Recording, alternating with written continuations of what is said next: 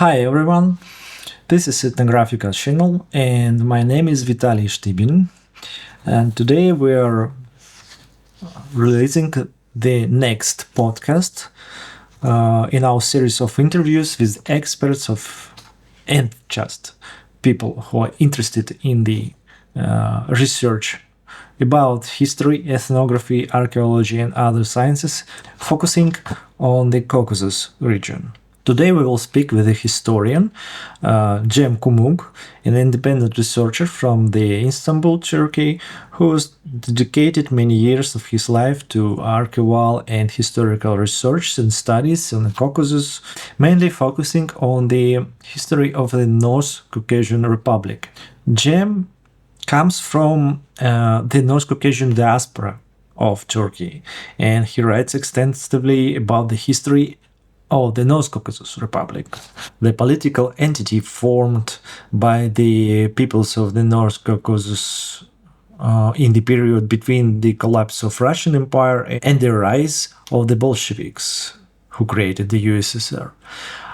Jem books and articles based on rich archival materials from different states, from different archives, and have recently delighted readers with biographical stories about little-known historian and political figures of the North Caucasian Republic. Today, we'll talk with Jem about how he turned his passion for a lifelong pursuit, why he prefers to remain an independent researcher out of the academia, and what important things we can tell the world about the tragic history of the North Caucasian Republic in the early 20th century, and about the biographies of its intellectual leaders who were forced to emigrate to Europe mostly. So get ready, it's going to be interesting. Okay, Jem. It's nice to see you here today. And before we start our interview, I'll briefly mention a few facts about you, and you just say you are a specialist in North Caucasian history and especially Mountainous Republic period. And you have your great own archive fund, as I remember. Yeah, you collect your collection of documents from all different archives, and you are not academician, but you No. public a lot. You public a lot of articles, academic articles. You provide lectures, as I remember, universities. These facts are correct. Yeah. Exactly. Indeed, my focus area is not limited with the North Caucasus only. Let's say my focus is on the revolutionary era and the interwar period in specific Ottoman Empire and transition to the Turkish Republic and also the Russian Empire.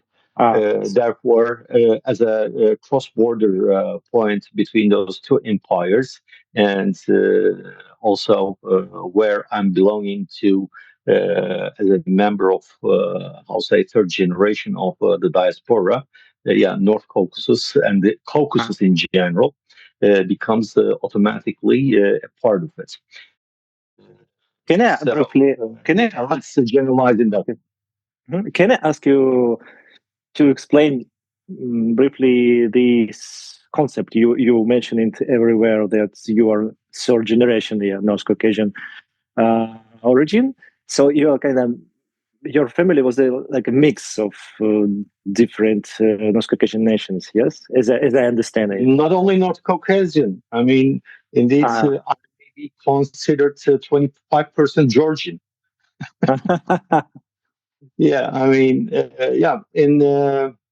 my family found asylum in Turkey. The fathers of my grandfathers found asylum in Turkey after the 19th century Russo-Caucasian.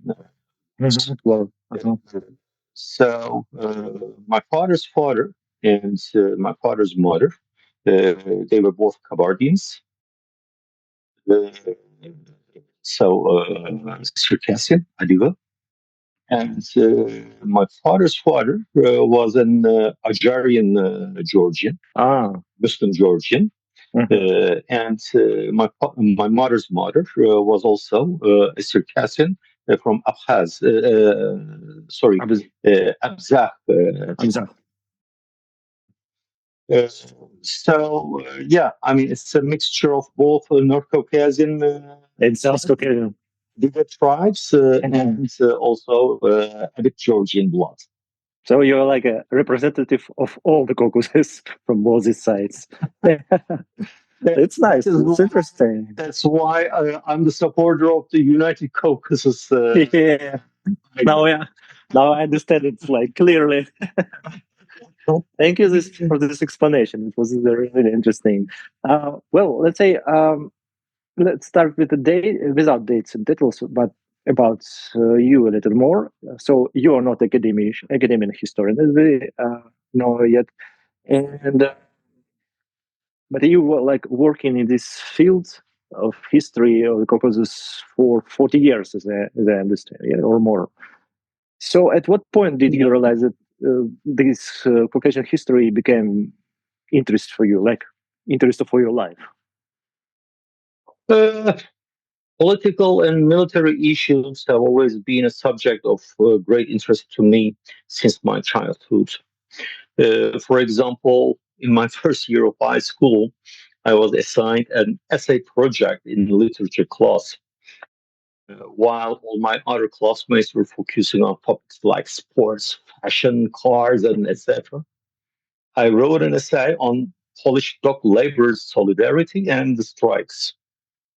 However, it was also an era of the martial law in Turkey. It was after military coup period, and there were lots of, how to say, oppressions, etc.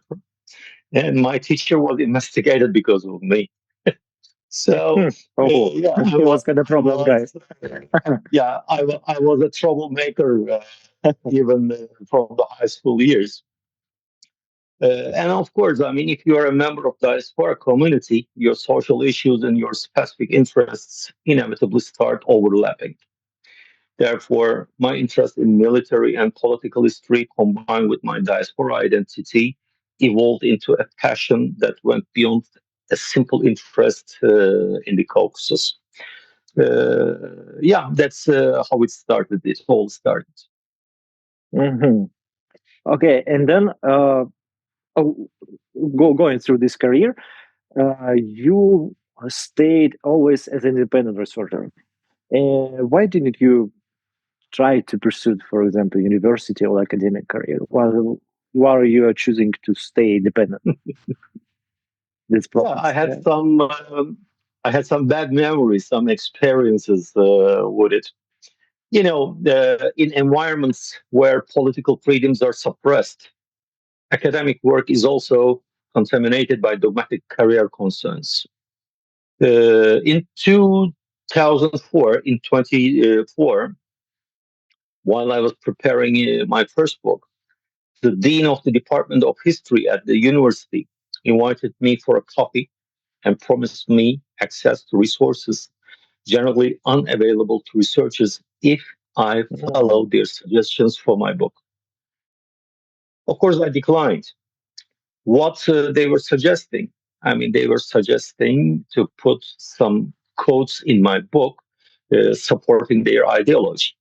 And the ideology in those years in Turkey was shaped with a slogan from Adriatic to the Central Asia, a Turonic read up.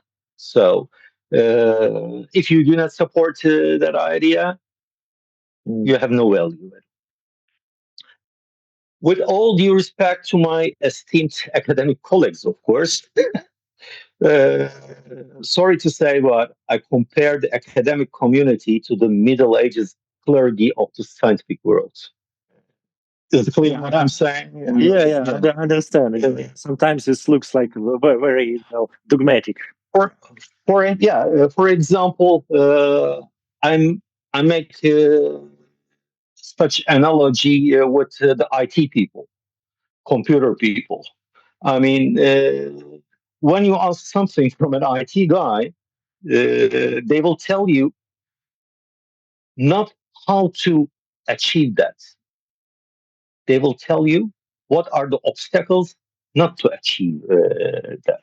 So always they see the empty part of the glass. They never show you the full part of the glass. Therefore, yeah, I mean, on the historical issues. Uh, Most of course, not all. That is why I'm saying, with all due respect to my esteemed academic colleagues, but most of all are limited with the politics of the environment and with their individual benefits where they make their lives, where they make their income. Funding, deciding. Yeah, Yeah. it's right. So, in short, let's say intellectuals who cannot work independently are forced to shackle their pens or rent them out. This generalization is undeniable. However, I'm not forced to sacrifice my independence for neither career nor title or any material gains. Both my mind and pen are free. So I write whatever I want as far as they're reflecting the truth and based on scientific fact. Very understandable position, of course. And you have also this philologist's background and a businessman in logistics background. Um, does it somehow helps you in your research? Maybe some, help you to see the problem from the different angles, depending on such a kind of experience. Sure. The reason I didn't choose history for my academic education was that my university years coincided with the years of political oppression and censorship in Turkey, following the military coup, as I said before. As a result of the country's political climate, social sciences, especially those like history, were driven by state policy and followed extremely dogmatic content. Therefore, I chose a field that is less affected by state dogmatism, such as linguistics and semantics. Furthermore, the social sciences didn't offer a very prosperous future as a source of income. So, unfortunately, nobody is paying you as you are the best historian. Uh, if you have limited financial resources, you are forced to rely on the financial resources provided by either universities or governmental institutions for your research. And when you demand some funds, then I'll say they are creating a hell amount of troubles to you, not to assist you. Yeah, they start playing games. Yeah. Therefore, I simultaneously explored some commercial entrepreneurship opportunities with my academic education and started to work in the logistics industry, where I spent over 40 years as well. So, I mean, yeah, I was a 19 years old young boy who established his own company. I mean, even Might start out.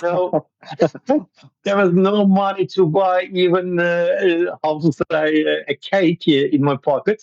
But yeah, in those years, let's say the beginning of 1980s, in Turkey, it was the era of commercial opportunities, I must say. So yeah, I made use of it. I took benefit of the era, and I started, let's say, a logistics company. However, I use my earnings originating from these commercial activities as resources for my historical research. That's why many people are telling me that I'm stupid. In those years, for example, when we travel to Paris, for example, for business reasons, Uh, Mostly, we were combining the weekdays with the weekend, and most of my colleagues were going to, for example, Galerie Lafayette to make some shopping, or they go to Montmartre to enjoy the view of Paris while having their coffees, etc. But what I was doing before going to Paris, I was writing telex notes to the French archives, getting appointments and asking for some certain files, etc. So just a little time I find for myself out of the business purposes. I was visiting the archives and collecting the documents. As you also emphasize, such necessities greatly contributed to my systematic analytical thinking and ability to use language better. Therefore, yeah, I mean, linguistics, semantics really contributed a lot in my ability to use language and also commercial abilities, improving in commercial issues helped me to think in an analytical and systematic way. During my active business years, yeah, I simultaneously conducted research activities and collected all those archival materials in the field of history. But at that time, I didn't have time to compile and convert them into published works. I mean, because we were working to earn money, uh, outside 7 days, 24 hours were not enough. We were trying to add another hour, 25th hour to the day, etc. So we all gave our energy to earn money.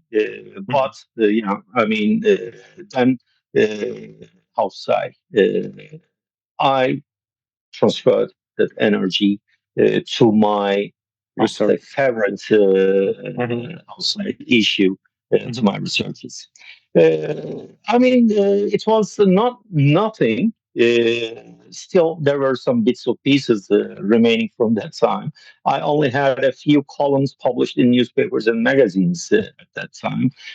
For example, my first column about the history of Caucasus was published in a newspaper at that time, and as I told you, it was martial law period.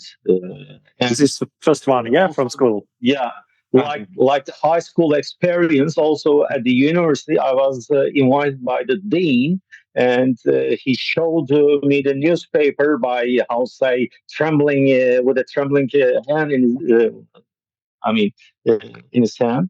And he said, Mr. Kumuk, if you carry on that way, I'm afraid that your connection with the faculty may break off.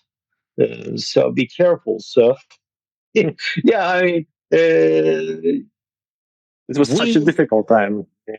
Yeah, I mean, you guys also have similar experiences from in the countries where you lived, etc. Yeah, I mean, anybody who, how say, dedicates some things from his life to the social sciences experiences similar things. I think. So yeah, that's the way. Very interesting experience. You quite mentioned these connections. Even today, we have such situations like in many countries when you are faced with the censorship or even self-censorship in publishing some questions. Okay, you mentioned this archive, your French archives you first start working with. Which one of these archives will become like a key for your recent years for your researchers? Ottoman, French, maybe Russian, Georgian, or my archival activities started together with my university education, of course. My archival activities started in 1985 in the Ottoman Republican archives in Turkey. For us at that time, there were no other resources to be able to access. Then, as I started my commercial activities in my company, this was followed by my research activities in France between 1989 and 1998. In the second half of the 1990s, as you know, I repatriated to the homeland, to the Republic of Adyghe. And I also had the opportunity to work in the British and Russian archives simultaneously in that period. I had a double leg life. I spent some time in Turkey, coping with my business and commercial activities over here. And the last 2 weeks of the month, I was flying to Krasnodar and going to Maikop and dealing my life over there, etc. So that period had given me the opportunity to work both in the British and Russian archives as well. My research in German, Swiss, Austrian, Polish, and Georgian archives took place at the beginning of the previous decade. Finally, in 2022, that was something groundbreaking. What I was dreaming for 40 years. Finally, I received access with a private permission, an exclusive permission. I received access to Haidar Bammat's private archive, which is being kept at Irsika. Irsika is the history, art, and culture division of Islamic Cooperation Association. It's a worldwide organization, so it's nationless. It's an international organization. And when Haidar Bammat died, his properties were transferred to his elder son, Najmuddin Bammat. And in 1985, Najmuddin Bammat died. And when they opened his will, he transferred all his library and his father's archive to the Islamic Cooperation Association, and therefore it has been transferred to Irsika. However, due to this and that reasons, I don't want to get into those dogmatic issues again. The archive was censored for 35 years. I don't know how many times I knocked their door, but whenever I call them, the switchboard, when they hear, not even able to say hi there. I mean, when I was saying hi, they were hanging up the phone on my face. I mean, that was, when I had the access to the archive, I understood why it was censored in a way. There was a treasure that had been kept under censorship for 35 years over there, because it's a pity that the North Caucasian people had always studied their history from the sources, from the archives of either the Russian, Georgian, and British, French, whatever. They never had their own outside documents. When I had access to Haidar Bammat's archive, especially for the revolutionary and interwar periods documentation, I found the state archive of the North Caucasus Republic there. For example, when I studied the Georgian archives, there are documents about the Caucasian Confederation, etc., or some communications, written communications of the statesman, uh, Georgian statesman with the North Caucasian statesman. But there are gaps in between. I mean, when you check the document, you are saying there must be another document in this file as a reply to this message. Where is that? It's not there. I mean, it is there. I'm sure it is there. But I mean, it's the same, Georgian or the French or whatsoever. They publish the documents which does not hurt their political benefits. Opponent benefits. That's for sure. Yeah, sure. So Haidar Bammat's archive really completed all those gaps, filled all those gaps. So it's this kind of other part of this correspondent there, yeah? Exactly, exactly. From that point of view as well, it was a very valuable discovery for me. Since then, I have been working diligently to compile books by combining the findings from Haidar Bammat archive with those from the others. The first book has already been published from that series. So And it's going on for the second and third ones. we're waiting. Let's see how long we live in a healthy way. Well, by the way, there are a lot of languages you need to use when I'm working with different archives. Which one you are using in your life, and which one for you is difficult? I'm an Adyghe. I'm an Adyghe by origin, but frankly speaking, my Adyghe, my native language, I don't have a full command on. I'm not fluent in my native language, so that is also outside the state policies that my earlier generations faced with in those outside immigration lands. So it's not because that we are lazy or we didn't want to learn or whatsoever. However, although Turkish is my native language in this case, I can work with on Ottoman, Turkish, of course, English and French materials without any trouble and without need for any external support.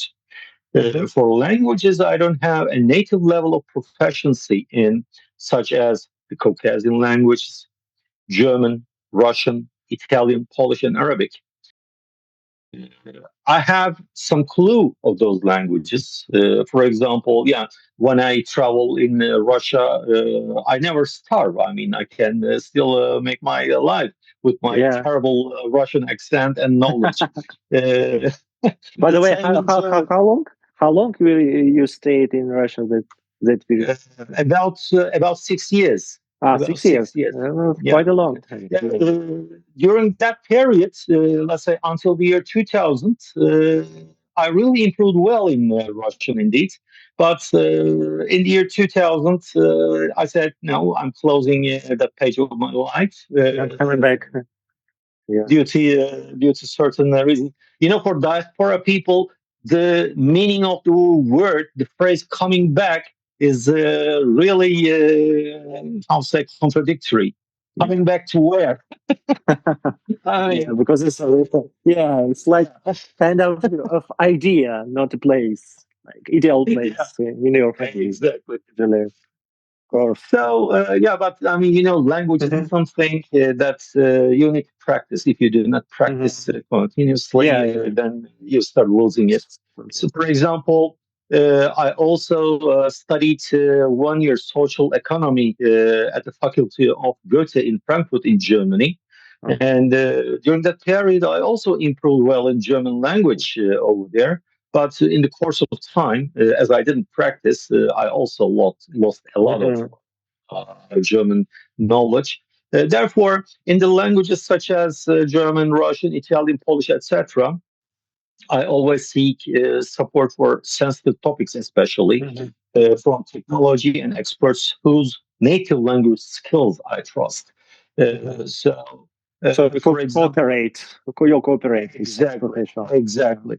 For example, in Haidar Bammat's archive, as you may see from my, posts in my website as well, there are manuscripts in Russian and really the terrible handwriting. Very hard to read.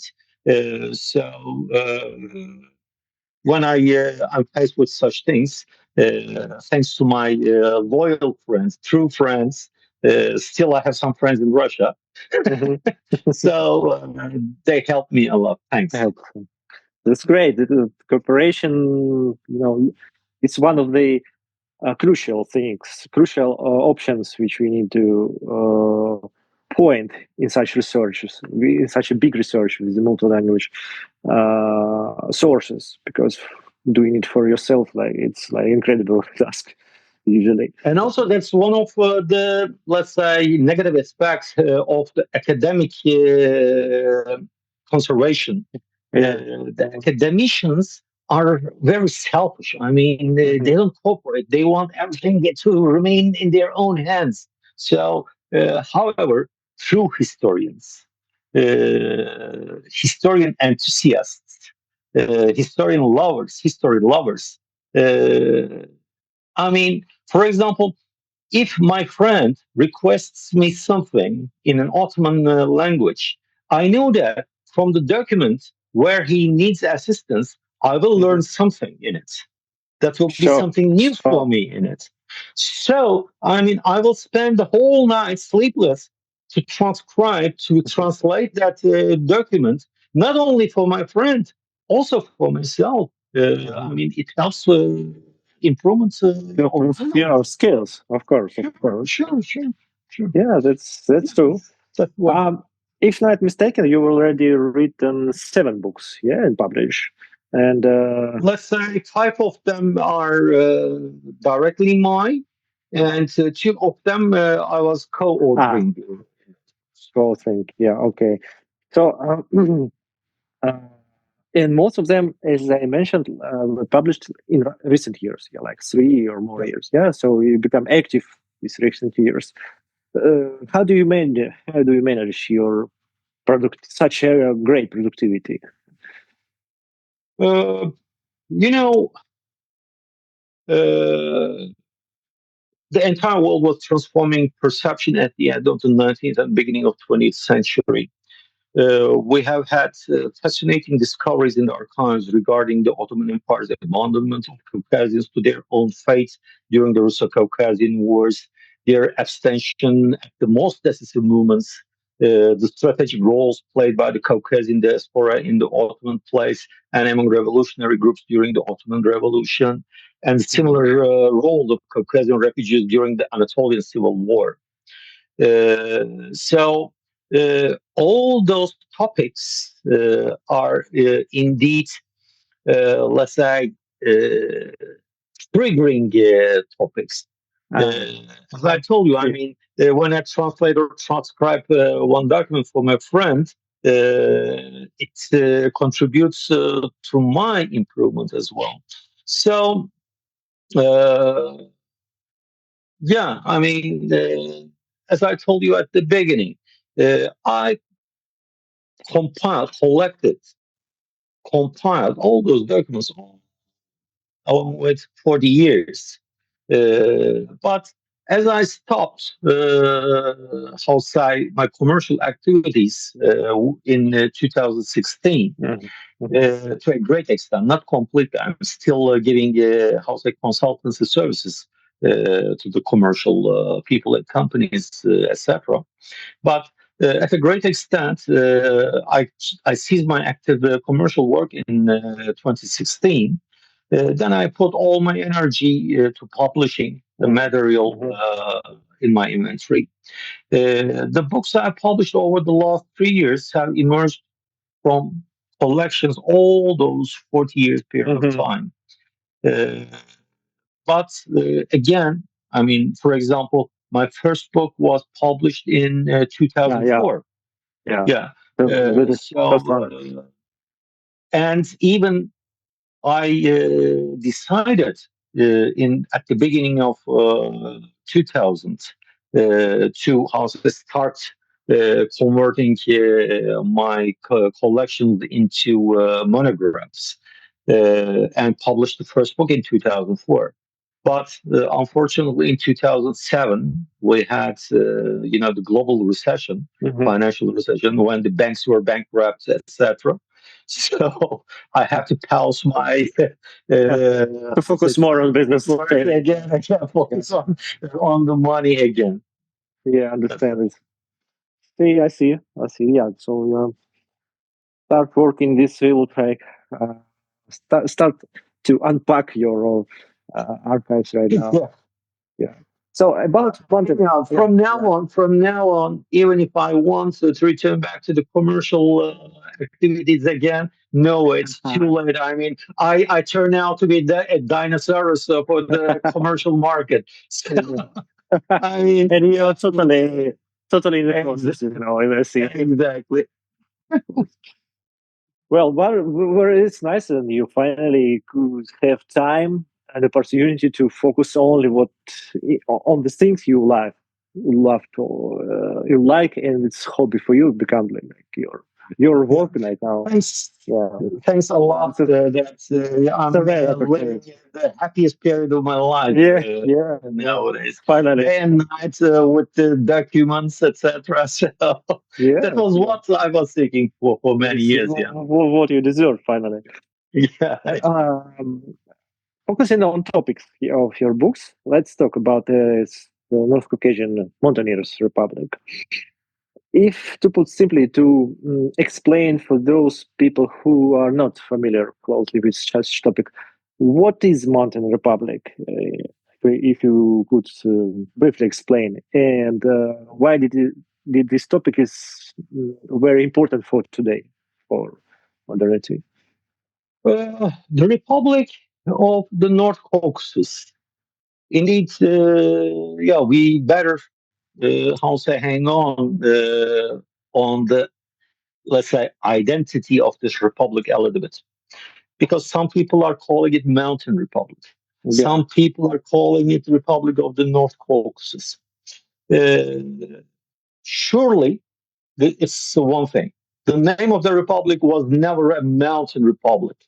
Uh, so Mountain Republic term was given by the Soviets.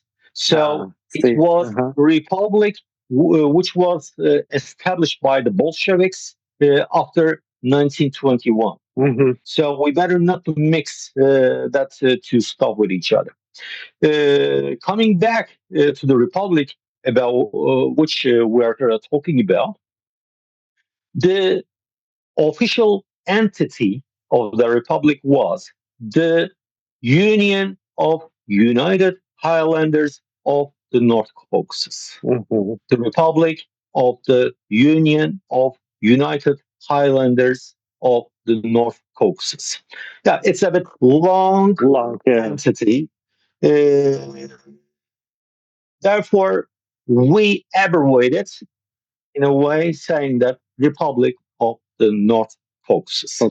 It is better to abbreviate in that way. But when we need to put strength, emphasis on the full official name, it is named as the Republic of the Union of United Highlanders of the North Caucasus. The Republic of the North Caucasus is crucial as it represents an attempt to bring together the communal culture of all Caucasian mountaineers, developed over thousands of years under the roof of a modern state. So those people lived there together for thousands of years. Why not with Alans? Alans with Kosogis, with Dikt, with Maos. So, I mean, all the ancestors of today's ethnic identities over there, they had been present over there for the thousands of years. And they develop a common way of life, common style of life, especially in the 16th, 17th, 18th century travelers or foreign mission officers. When they step in to the Caucasus, somewhere from Semez, from, let's say, Tuapse, for example, they were able to see some sort of people wearing in a style with a tunic, half tunic with the cartridges on how say on it, some daggers, etc. I mean, so yeah, they understood that that's a typical national costume of a nation, and they they were hosted over there.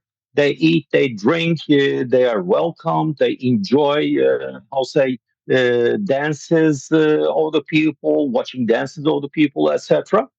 And they have a conception in their mind of the nation whom they met there. Mm-hmm.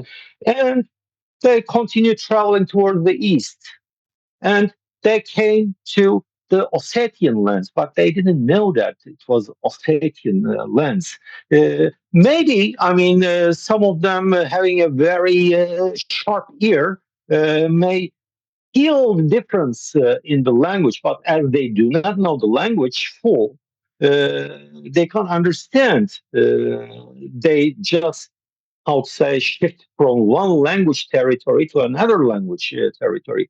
But they still see the people wearing the same, eating the same, enjoying the same. So they didn't feel the difference. They carried on.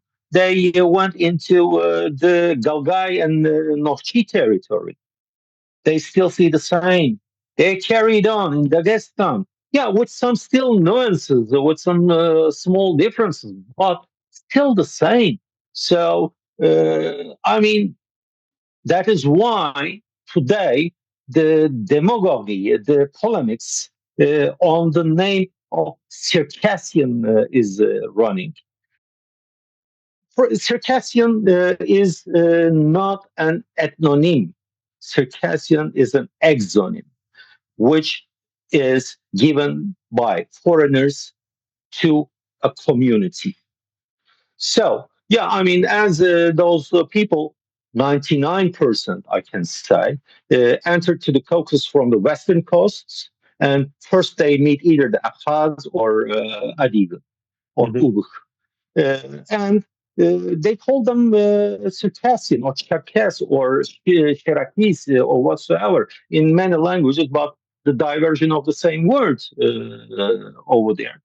And all the way long, they're traveling towards east. They see the same people, and they continued to qualify the people over there with the same name. That is why we see in the notes of Westerners, travelers, etc., they contribute this name to the North Caucasians in general. It's not only foreign Westerners or travelers.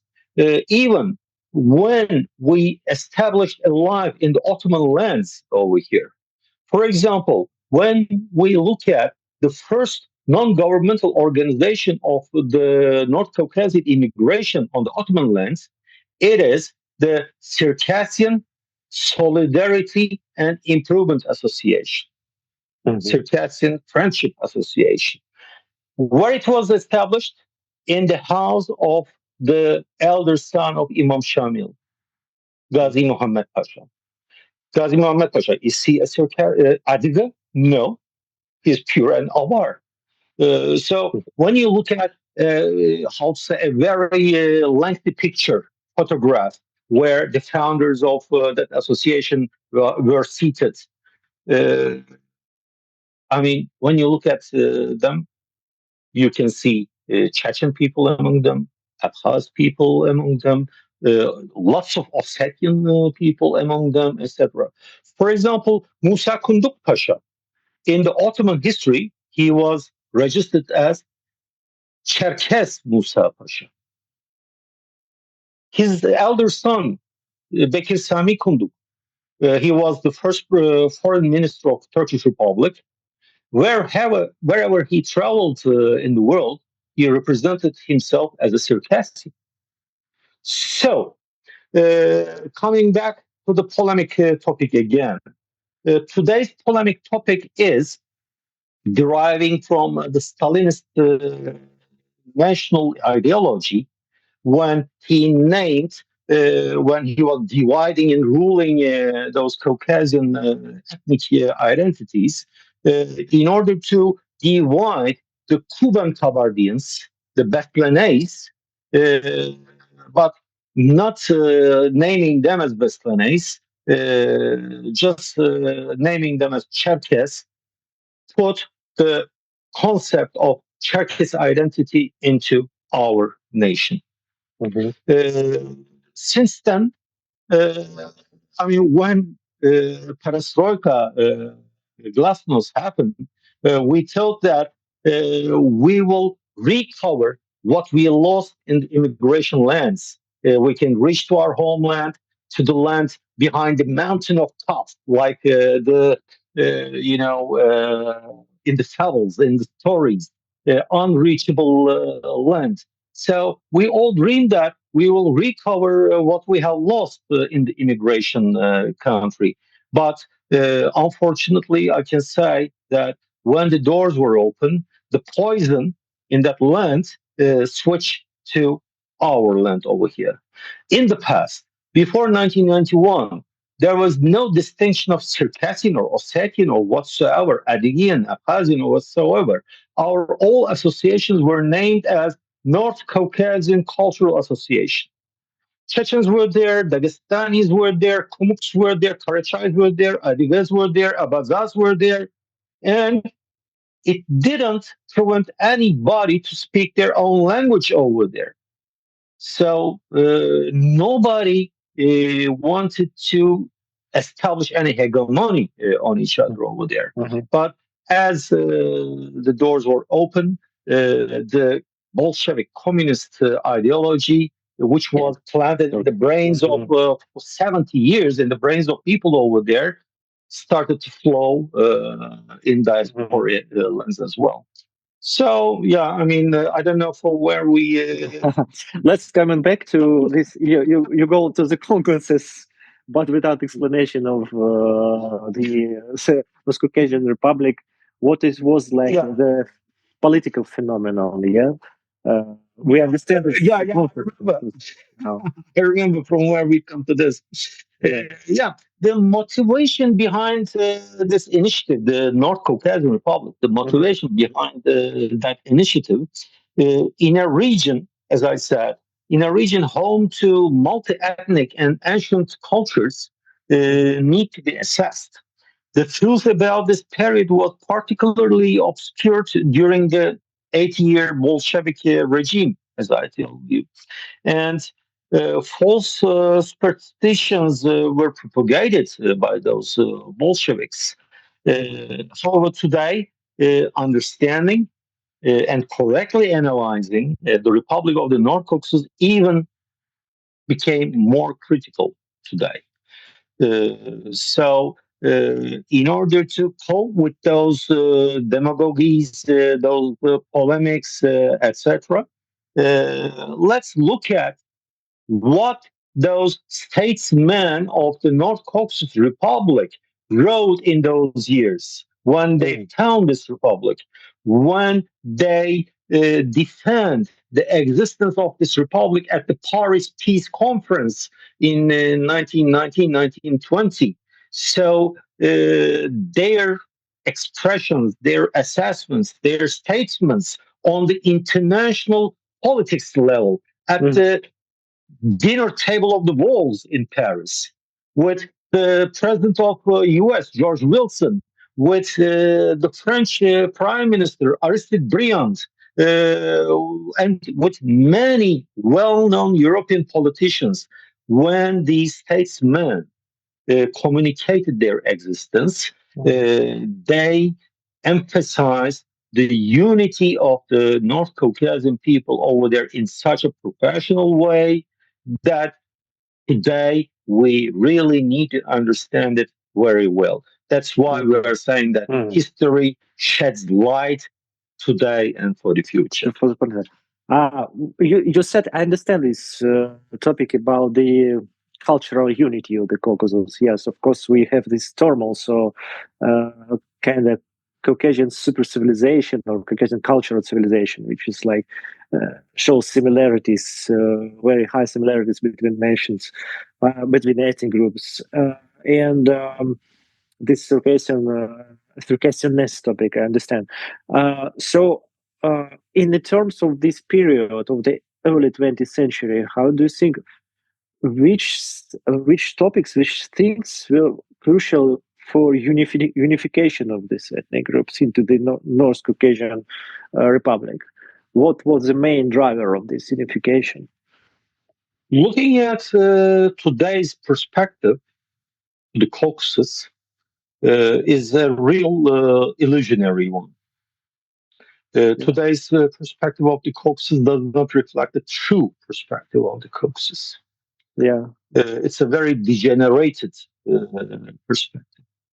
So, establishing a Caucasian unity certainly is not a utopia. On the contrary, the only guarantee for the existence of the peoples of the Caucasus is to form a state under such a union. Otherwise, it would be impossible for them to have individual state structures capable of negotiating with the superpowers. This would mean their eventual demise under the crushing blows of history. Let's look at today's structure. I mean, Georgia is depending on the European Union. North Caucasian people. Look at Abkhazia. I mean, that is the best example of this trouble. I mean, they fought 200 years for their liberation from the Russian Empire, but in order to escape the, how to say, hegemony of the, let's say, Georgian fanaticism, today they're looking for protection from Russia. So today's view of the Caucasus is completely an illusionary. So I can say powers that. Sorry, please go ahead. Just but in terms of early 20th century, what was the difference? Today, I understand it's like very struggled region, But in terms of early 20th century, after Russian Empire was collapsed, they somehow managed to unite in such a republic. But what was the difference there between tomorrow or today situation? They were more united there than.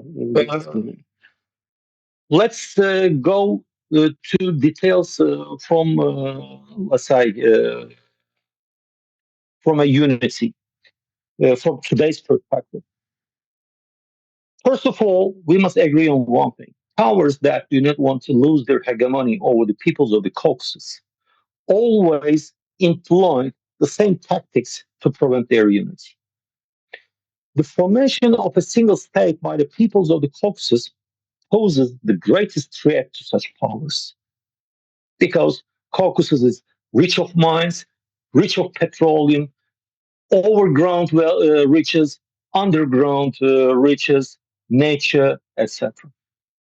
Thus, they create a great amount of disinformation to discredit such a state and undermine the people's desire for it.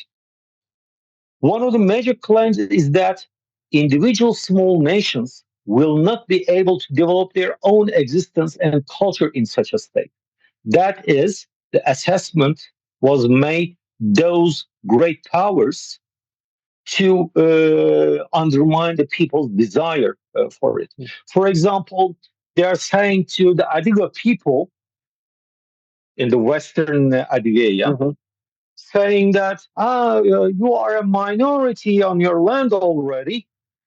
So if such a republic will be established, then your Chechen brothers will establish hegemony on you because they are more crowded than you. And let's say by highlighting the threat of superiority among these ethnic identities, they fuel hostilities in the Caucasus. Even, they fuel hostility between the Abkhaz and Adyghe. So, out of that Circassian national identity, Circassian equals to Adyghe. So, what about Abaza of Kuban? I mean, Abaza and Abkhaz are deriving from the same source. they're saying that Abkhaz can also be considered as Circassian. So if Abkhaz is considered as Circassian, then Abkhaz is also to be considered Circassian because Abkhaz and Abkhaz is the same thing. So I mean, yeah, those political tricks is just to undermine the desire of the people for it and to let's say to put shadow on the need of such a unit. Territorial disputes, I mean, that is the centuries old problem in the Caucasus. Territorial disputes are created among these peoples who have lived on these lands together for thousands of years. How? I mean, during the Stalinist period, the English had to leave their lands to the Ossets. I mean, before Stalin's period, there were Ossets over there, there were English over there, and they were living in peaceful atmosphere. But if I will get the land of Vitalii Shtybin from his hand from one night to the next morning, even without telling you why I'm doing that, and I give it to someone else, to your neighbor, and will say that Vitaly, sorry, this land is no longer belonging to you, but I give it to your neighbor. Then, if you cannot fight against me, if you are not so powerful to fight against me, what you will do, then your hostilities will be fueled towards your neighbor. And that's what had happened over there. However, available archival documents regarding the political activities of the émigré groups provide extremely clear and compelling information about the nature of Caucasian federalism during the foundation phase of the Republic and interwar period. Therefore, we don't need to discover America once again. It was long ago, was achieved by Christoph Colomb and Americo Vespucci. So, I mean, no need to discover these lands once again. The people who wants to understand Caucasian federalism accurately, correctly, they must have a look of all these, let's say, legitimate documentation of those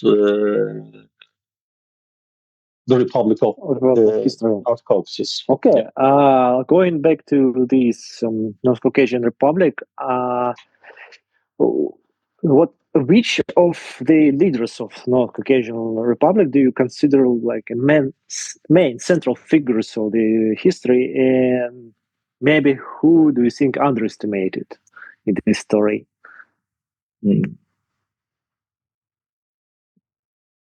Every individual who was among the founding cadres of the Republic of the North Caucasus or fought for its vitality is very dear to us. I mean, it's very hard to make such a distinction among them. Because, yeah, I mean, when you look at the individual lives of those individuals, they really sacrificed their lives. For example, when you look at the background of Sem Kumuk, the second president of the Republic with Kabardian origin, he was coming from a very rich family, horse breeding family. They were one of the main resources of the Russian Empire, Russian army. They were buying their horses from that family, etc.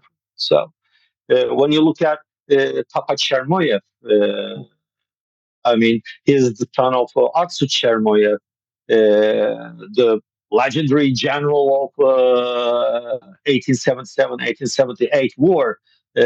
So, yeah, and the rich of petrol, I mean, the Grozny petrols were under monopoly of the Chermoyev family at the time. So, all those guys sacrificed a lot for this ideal. That's why all of them are very dear to us. But of course, among them, various figures stand out for their religious, political, diplomatic, military, activist abilities, technocratic abilities, ideological, and financial talents. So you see, I count nearly 10 different abilities. So listing them all by name in this conversation would take too much time. So it will be a bit boring. But maybe we could focus on Haidar Bammat, because, as I remember, you wrote that's a book about mentioned Kotse and Kermoye. For example, Kotse was a technocrat. Kermoye was financial financially. Yeah. And the other guys were similar to that. Unfortunately, in many examples, we can see that historiography has been based on a rhetoric of heroism rather than facts. So we really love to glorify everybody, how to say, without really looking at what they did, what they deserve.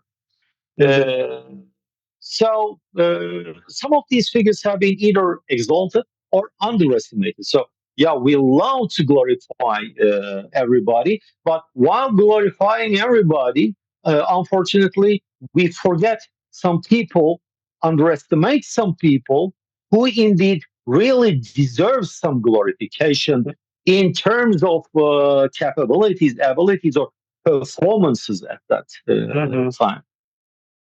Well, talking about Haidar Bammat, what contribution he made to this history of the Republic? Yeah, can you briefly explain his role in this history? Haidar Bammat was an intellectual, let's say. He was coming from a middle class family. He was the son of an army officer, but not a rich army officer. Not how to say sucking the blood of the people from their veins in the Tsarist period, but he was a true army officer. So he was not a rich man, but he really grew up an intellectual. Two boys, one is Haidar, the other is the Najmuddin. Najmuddin was a doctor, and he did not live long. He was killed during the revolutionary period. But Haidar found himself in the revolutionary movements in Petrograd, and were in the center of all events starting from the 1910. He was a statesman. He was a diplomat. He was a politician who played a pivotal role in Caucasian political life during the interwar and interrevolutionary periods. He possessed many qualities that distinguished him from his contemporaries.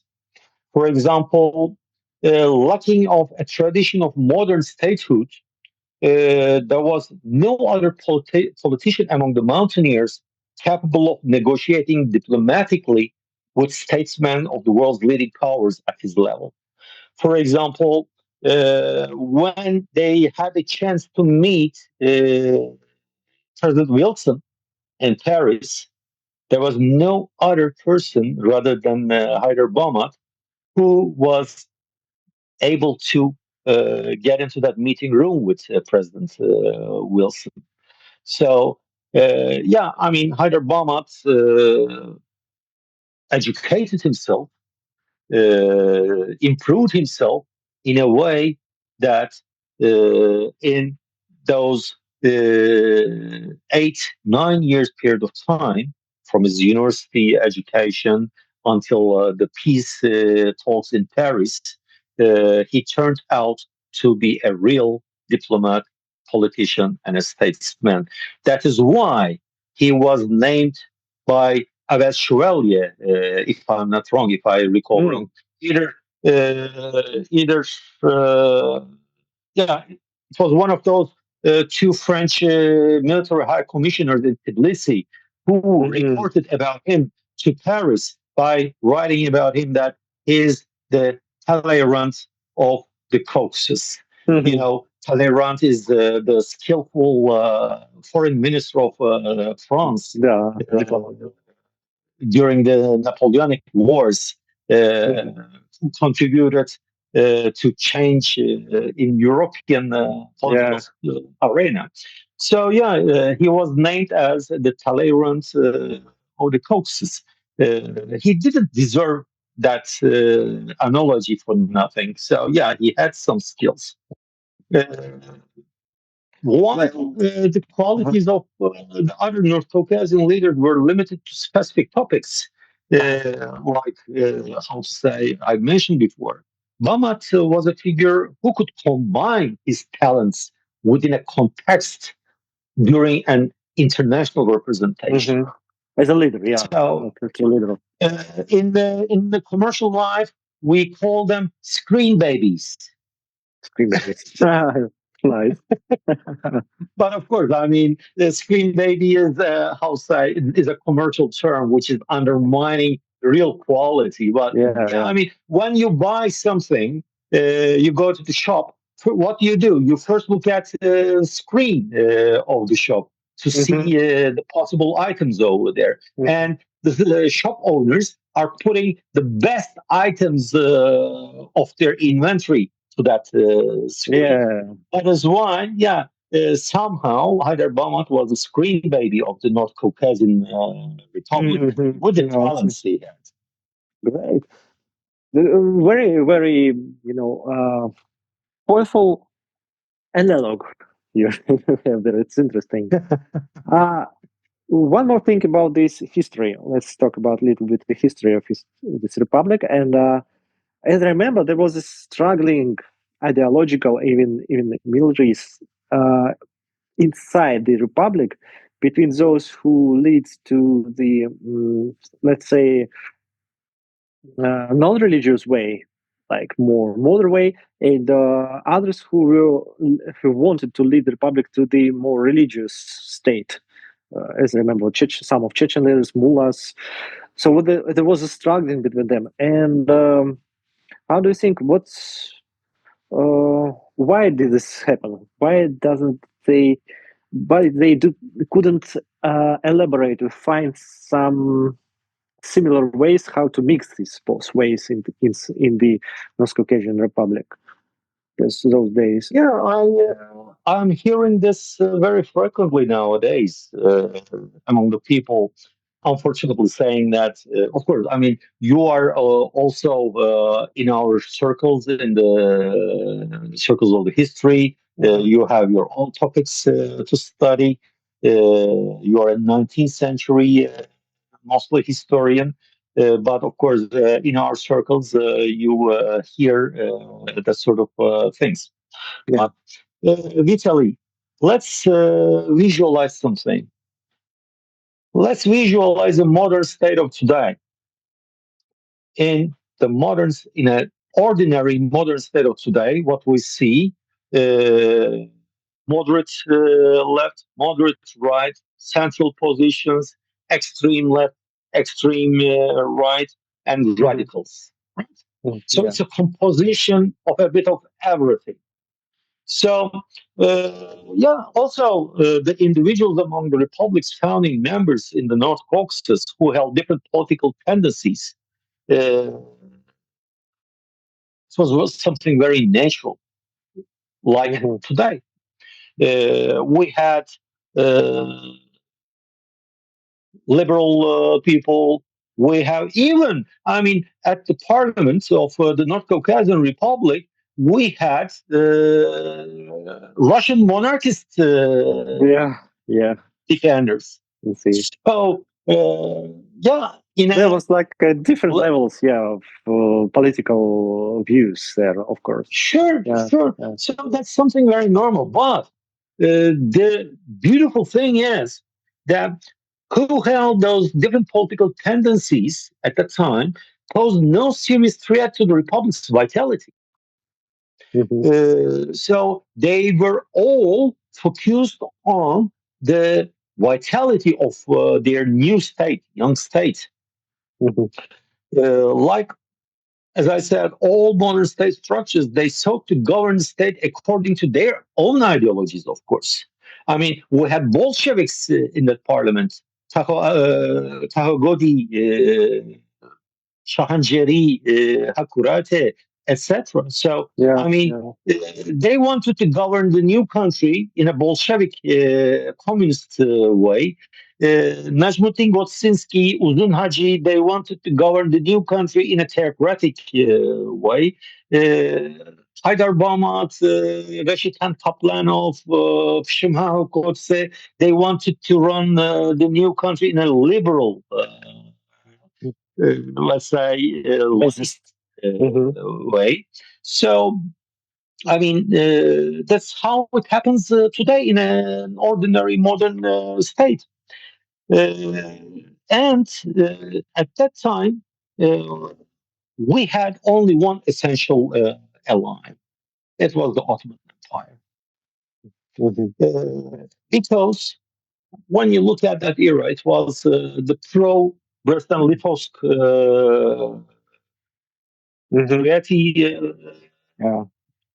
period. The Ottoman Empire has some claims on the Transcaucasian lands, and the British invaded Azerbaijan. North Caucasus under the threat of white and red Russian armies. So it was a chaotic atmosphere. North Caucasian leaders gave numerous proposals to the Transcaucasian politicians. They said, let's get united. As I told you before, it was strongly underlined by them that if we do not unite, we don't have the chance to negotiate neither with Russians nor with the Ottomans. So we must unite to get, like, there was a cartoon named Wolfram. Have you ever watched it during your childhood? Yeah, of course. That was how say different warriors, individual warriors, and they were becoming one to fight for stronger enemies. So, like that cartoon, I mean, they said we must come together, we must unite, otherwise we cannot cope with the politics. Neither the Russians, nor Ottomans, nor British, nor French. But unfortunately, the Menshevik Georgians were in petty calculations for their appetite in South Ossetia, in Abkhazia, even to until Tuapse shores of Western Circassia. They were saying these lands are Georgian. And they even claimed Zaqatala. There was no single Georgian living over there. Azerbaijanis were more or less the same.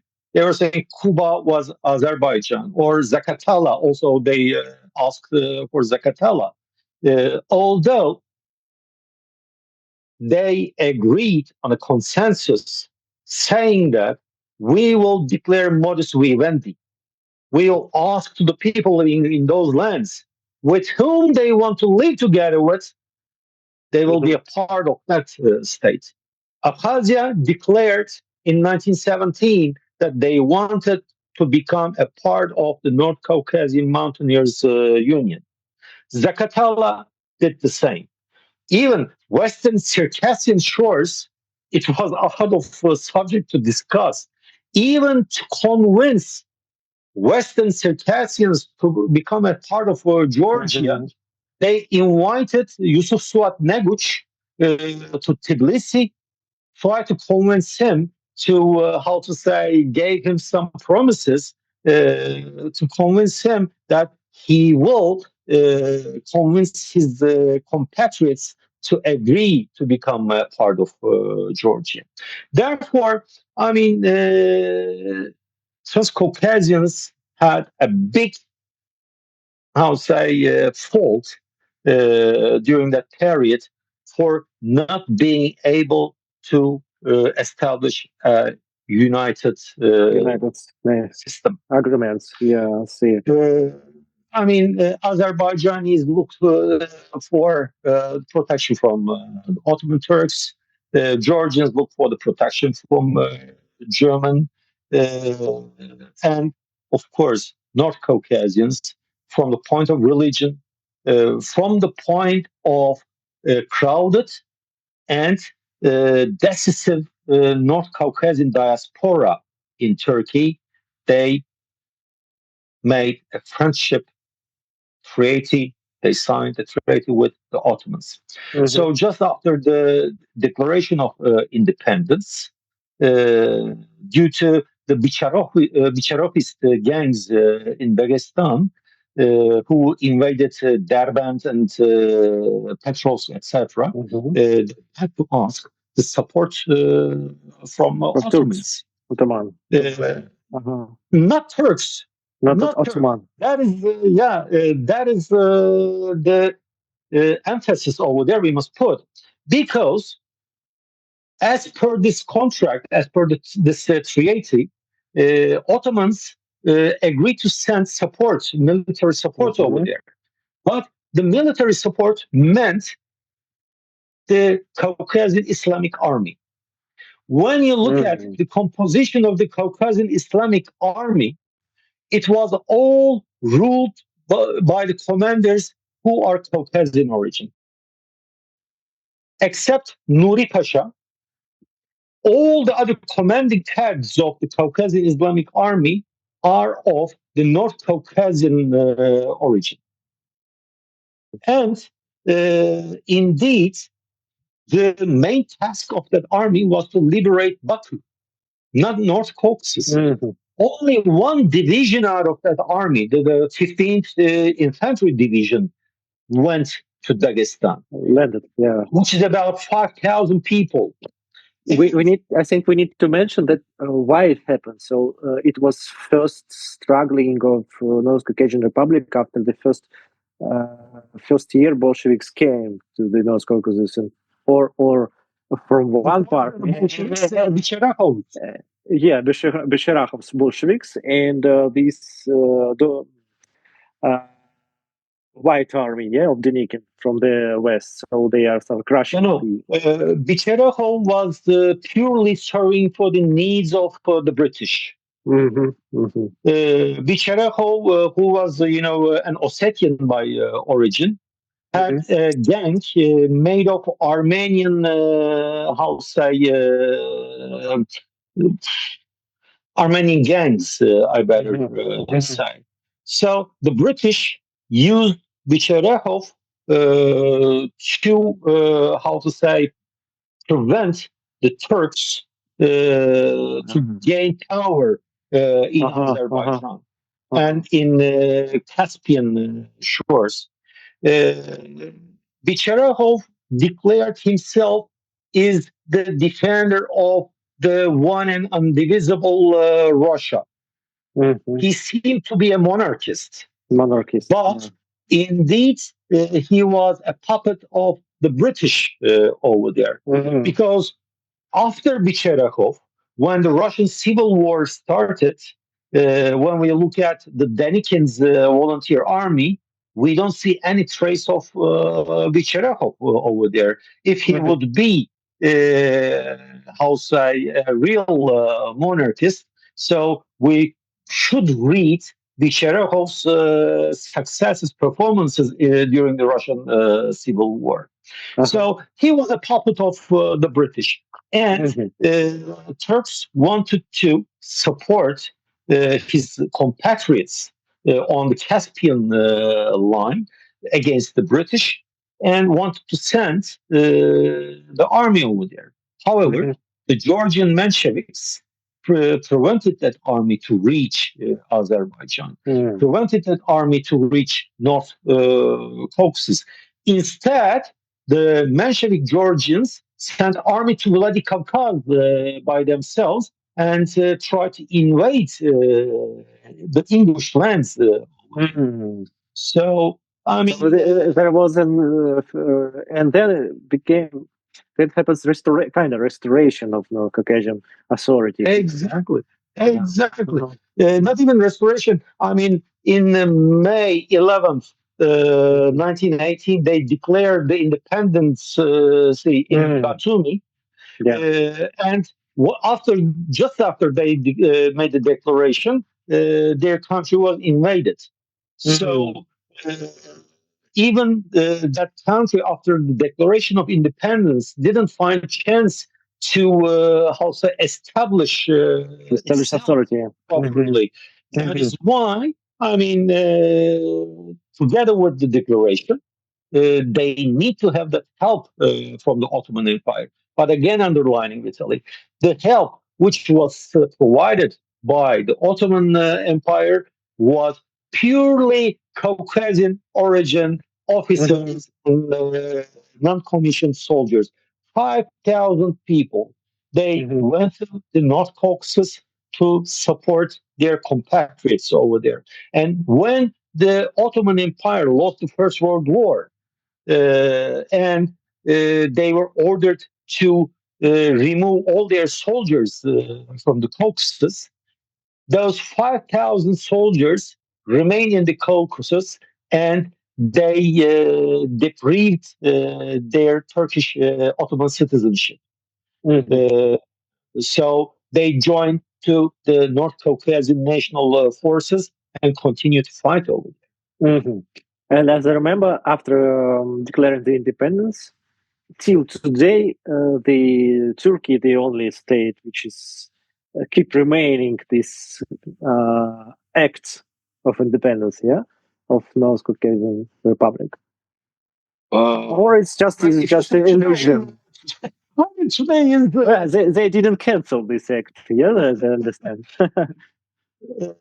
I mean, It's just fact. Black is black or white is white. I mean, everything is mixed to each other. So yeah, but yeah, you're right. Turkey was the sole official state who officially recognized the independence of that country and also gave support for the existence. Let's say about the last days of the North Caucasian Republic. How do you think? Why does it so sharply start shrinking sharply? Because when it was first time, like uh, invited, like as a one unity with the, as I remember, peasants, Cossacks. It was like very wide geography, but it's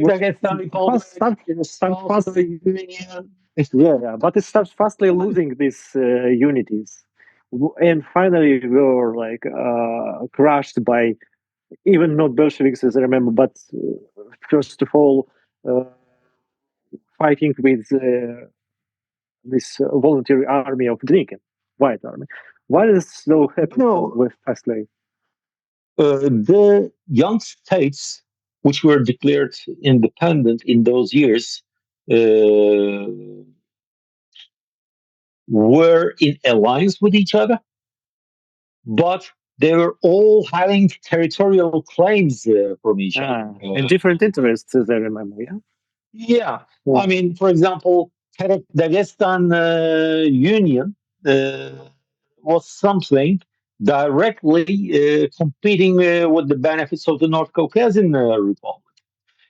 Or Kuban Legislative Rada was directly competing with the interests of the North Caucasian Republic, just as we already talked about the Georgian interests in the northern lands, etc. They pretend as if they are allies, but also they are preserving their territorial appetites in the neighbor countries. So in the course of time, North Caucasian Republic indeed did not lose lands. The territorial questions clarified day by day. For example, Terek-Dagestan Union faded away immediately. With Kuban Legislative Rada and the North Caucasian Republic made a very strong friendship treaty. And just because they signed this treaty in Paris with each other, they were condemned by General Denikin. They were named as traitors, and the priest who brought the signed territory the document, agreement document, to Krasnodar, he was executed there. What was the name of that priest anyway? Yeah, I forgot. The same as from the code. And part of the delegation stayed there. Yeah. Yeah. So So, a lot of names. and also with Georgians. I mean, the territorial claims more or less stabilized somehow. And day by day, they were going towards a stabilization, a common understanding, because those borders, territorial divisions, did not mean anything. I mean, because it was the unity, it was a greater Caucasian confederation needed for those people. And when you're in a confederation, just having 10 kilometers missing from your territory or accessing 10 kilometers to the other neighbor's territory does not mean a lot. But unfortunately, until they stabilize their positions, they lost everything. Yeah. They have not just have no time, enough time to establish the state. Not enough time, and also the global politics shaped the situation. The First World War did not end up in a way that the global capital expected. The war, which was designed, whose scenario was created by the global capital, wanted the return of their investments come back into their pockets immediately after the war. But the Bolsheviks changed the game unexpectedly. So they were not able to regain their investments of war. And they were looking forward to get the money back. That is why they were just in dilemma what to do: fight against the Bolsheviks or accept the Bolsheviks and look for their investments to come their pockets quicker. First of all, they supported Denikin. That was one of the wrong choices. And Denikin just created a mess. So after then, they were asked to support the nationalist forces, North Caucasians, Georgians, etc. But they said, no, it's too late now. If we continue this war, we will lose more money, and we want our money back in our pocket. And Bolsheviks promised that if we recognize them, they will pay their debts back to us. Therefore, that is the how to say short summary of the Paris peace talks. A complete scandal, a failure, and as the British and the French get their support back, they were reluctant to give support. So, I mean, the nationalist groups had nothing to do anymore. The state remained. Yeah, let's maybe imagine how do you think if history goes our way for a little, and those North Caucasian Republic will be established? How do you think in the meantime, did they have opportunity to elaborate some kind of common identity there, like those Caucasian identity inside such kind of republic, or not? Yes, I mean, also the people who are naming or considering the North Caucasian Republic as a fancy story, they are saying that they have no certain parliamentary structure. However, that's completely wrong. The North Caucasian Republic had a lower house where all peoples were represented in a parliament based on their population proportions, with a ratio of one deputy per every 30,000 people, and upper house, like a senate in the modern sense, with an equal number of provincial representatives. Therefore, in the lower house, every nation sends their representatives on the ratio of one deputy per every 30,000 people. But in Senate, in the upper house, the number of representatives are equal. Every nation, if it's two or three, I don't recall it exactly, every nation has got equal representatives over there. Therefore, the lower house designs, creates the legislations, the laws, etc., transfers for confirmation to the upper house, and upper houses uh, approach in loyalizing or confirming the legislation or the law is just based on if that legislation is good for common existence of the republic or not.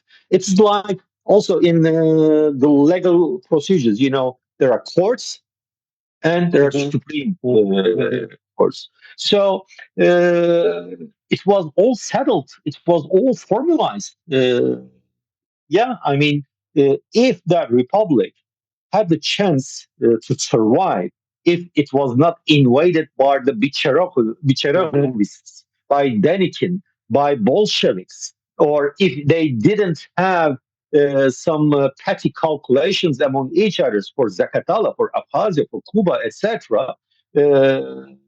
Yeah, I mean, They could. today They could. we could have a very strong Caucasian confederation over there, which could be the Switzerland of the Caucasus, rich of mines, rich of petroleum, rich of natural sources.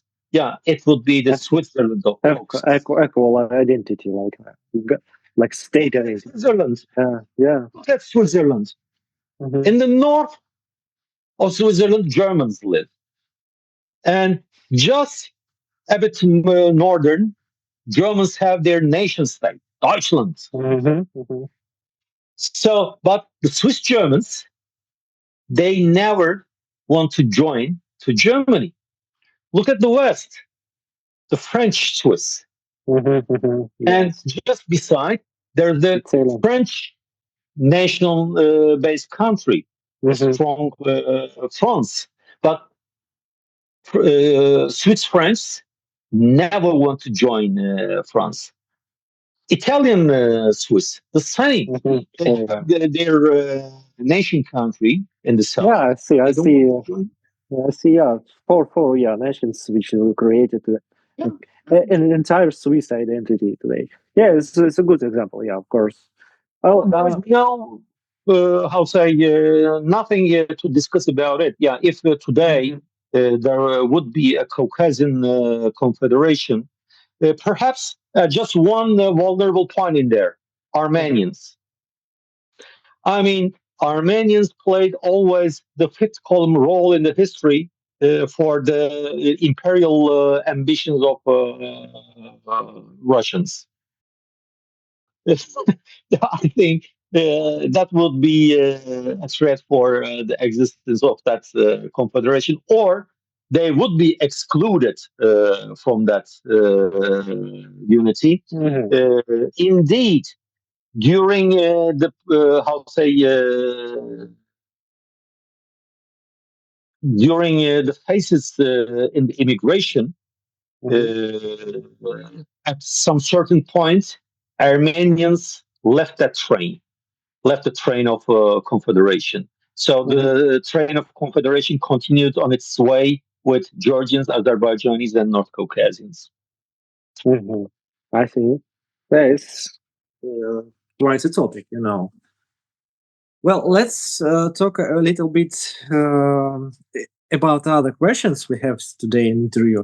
I also wanted to ask about the immigrants of Northern Caucasus and their connection with the Polish political ideas and this Prometheus society, which plays a kind of great role in the history of this period. Can you explain what were the connections of these North Caucasian immigrants with this Polish Prometheus society? What the favor they had from this? So the front of Prometheus was established as a very strong initiative to secure the existence of the statehood of non-Russian nationalities living in the borders of the former Russian Empire. However, in the course of time, the movement, I'll say, passed in the hands of the Polish government because they were the sole financer of the movement. And they attempted to turn the movement into a weapon for their own benefit. Many of the policies imposed by the Polish government were incompatible with the ideal of a true Caucasian confederation. That is why Haidar Bammat, who was one of the founders of the Promethean Front, even the periodical Prometheus was designed in his apartment flat in Paris. He was the name father of the periodical. But as he started to feel and he started to witness that the movement is getting under hegemony of the Polish authorities, he wrote letters to the Polish statesman, stop manipulating the movement and to focus on the common target together. But his requests, his diplomatic kind requests, did not find answers in the minds of Polish authorities because they were having other rather different plans. And they started to seek other groups among the Caucasian émigré formations with their money. From 1921, when the émigré formations started to be active, until 1927, it is not very much possible to think about any fraction or deep distinction among the émigré groups. Yeah, they were still Musavatists, they were still Mensheviks, they were still liberals, national democrats, etc. But it was not possible to talk about warlike clash among those groups. However, when the Polish came on the scene with their money in their pockets, they changed the rules of the game. The Menshevik Georgians, the Musawatist Azerbaijanis, and the North Caucasian, some of the North Caucasian Prometheans, who did not have any homogeneous political doctrine, accepted the exploitation by the Polish government solely for the sake of the material gain. Therefore, the result of the Promethean movement, Promethean front, was not to hurt the Bolshevik appetites, but to divide the émigré movement against Soviets deeply into two. Therefore, one group consisting of the Georgian National Democrats, Azerbaijani National Democrats, and they called, in quotes, right-wing North Caucasians under Haidar Bammat's leadership in the group Caucas, centralized, established in Paris, and another group where Georgians were led by Nojordarnia, Azerbaijanis were led by Mehmet Amin Resulzade, and the North Caucasians led by Said Shamil, Caucasian Prometheans in Warsaw. Therefore, here they also divide. Yeah, Find I mean, the end effect was negative. I see. You mentioned this Said Shamil. You wrote the book about him also, as I remember, or articles here. A book, yeah. A very lengthy article I wrote about him, and it's really occupied a serious chapter in my book as well. About him, yeah. Can you describe his person a little more? Like, who was he? What role plays in this North Caucasian movements, except those you mentioned there as a representative? Why do you focus? Why do you focus? There's a saying in Turkish: ignorance equals to happiness. Yeah. If you do not know something, you're happy. When you know something, you can stop. Happiness is gone. yes. We're all historians. For many years, Said Shamil was portrayed as a heroic leader in North Caucasian historiography. However, the comments appear in the correspondence of the leading figures, the official correspondence of influential states in the region, like the British, French, etc., and the criticisms of his actions in some periodicals of that period, providing clear clues about his true personality. First of all, let's agree on one thing. Said Shamil was not present in the political arena during the founding period of the North Caucasian Republic. So he was a very young boy. I mean, he was just 18 years old when the independence declaration was made. He was brought into the North Caucasus by the French military high commissioner in Istanbul in the mid-1920s. Just because that he's speaking fluently French, and he's coming from a family having a Shamil name as a suffix. Indeed, had nothing to do with Imam Shamil's real personality and character. And we find detailed information about his activities during and after that period also in all those legitimate archival documents and publications. We can summarize his attitude as his motivations were purely materialistic materialistic rather than nationalistic. I mean, I don't know whether he had this purpose from the very beginning, but as he stepped into the North Caucasus, where he was financed by the French, I think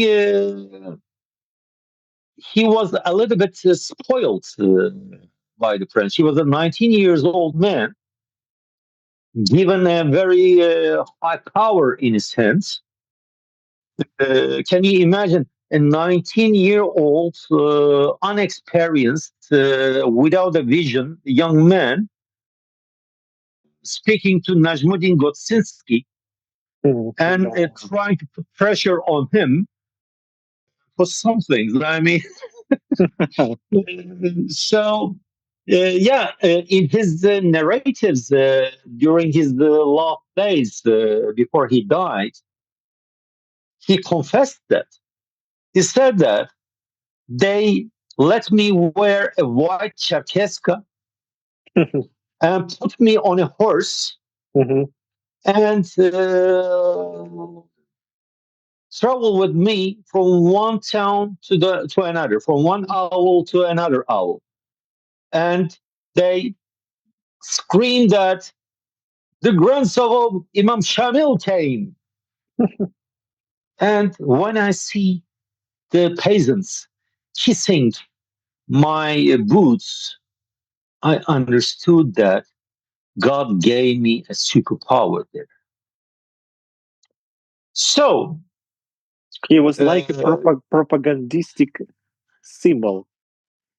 I mean, False history. Even Italy, we are human beings. I mean, if I tell you 100 times every day that you are the king, you are the best, you are this, you are that, I'm sure after a while, when you look at the mirror, you will start to see a different Vitaly from the reality.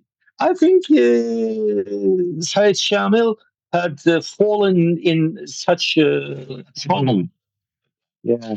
But after a while, the French, when they understood that the mission, the task, what was given by them to him was not performed in the way they expected, the French authorities start sharing letters among each other saying that stop payments to him. He's just scrolling around with a visit card in his hand saying that the defense commander of the North Caucasian National Forces, but he's doing nothing. So our money, the French taxpayers' money, going into the hands of an unexperienced, outside, they are naming some impolite definitions as well. I don't want to name them all over here, but they say, stop paying him. When we look at further, when he returned back to Turkey, we saw that he's getting in the service of the Turkey intelligence. And when Turkey became closer to the Russian Bolsheviks for the support, military support and money, and counter formations against the Bolsheviks were forbidden in Turkey, then we saw him serving to the Polish.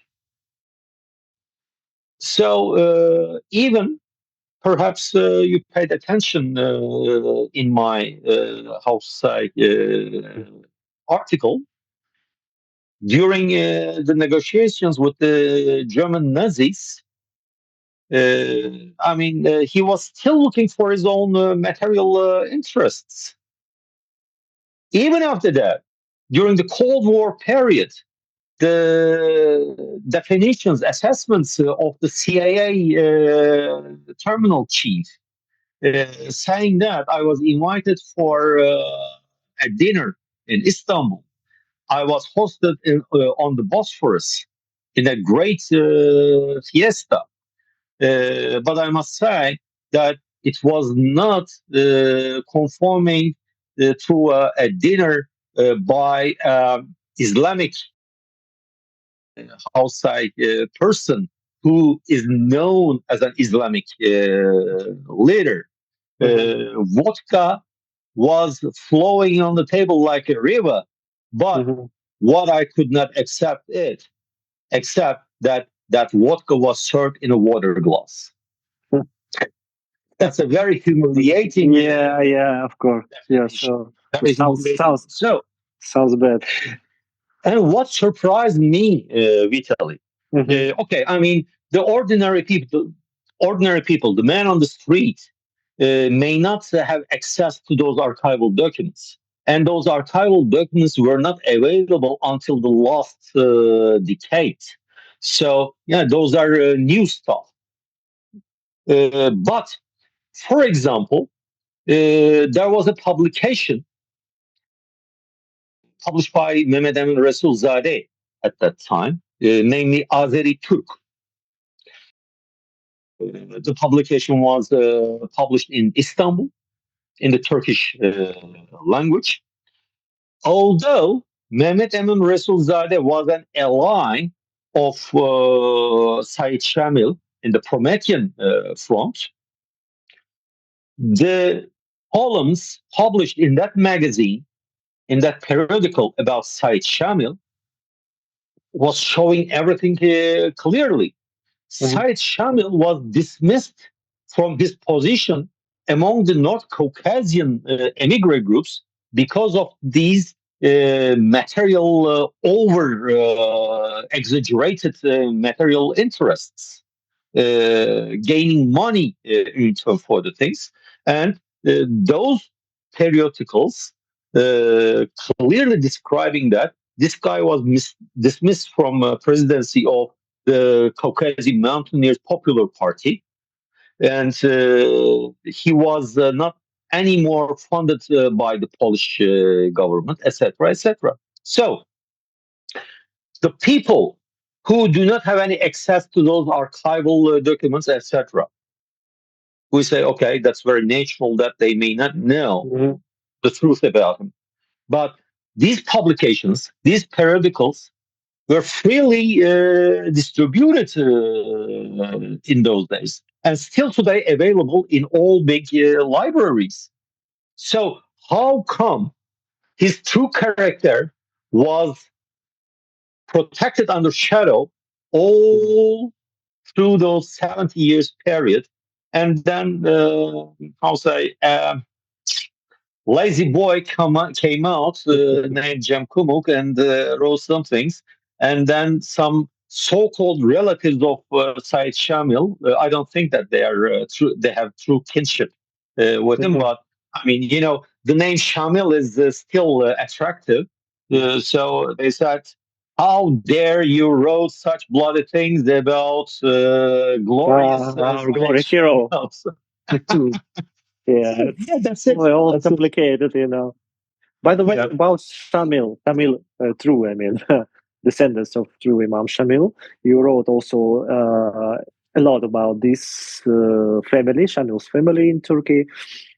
And as I remember, you also were a participant of this Imam Shamil Foundation, yeah, which is responsible for academic relation with any non-governmental organization. I mean, none of just a guess, purpose. It's on purpose because it's like academic dedication. I mean, I don't want to hire my pen or hire my brain to anybody, any institution at all. So I don't have any organic relation with any non-governmental organization. Okay. But yes, with Shamil Foundation, with the Foundation of the Caucasus, and some other non-governmental organizations, I have strong connections, cooperations, etc. My red line is the freedom of my pen and the real participation. Yeah, I understand. And I just mentioned this also Imam Shamil Foundation because, as I remember, they have a beautiful library with scholars, archives, and so on. But about the descendants of Imam Shamil, what is your interest to show? Like you are more interested in like showing their real network of connections, social connections, or to reveal the like biographies maybe of descendants.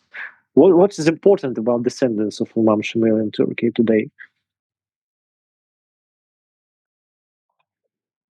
I mean, now Imam Shamil is outside, is a hero. I mean, that's something which is not discussable. I mean, Yeah, sure. so, but what I wrote about Shamil family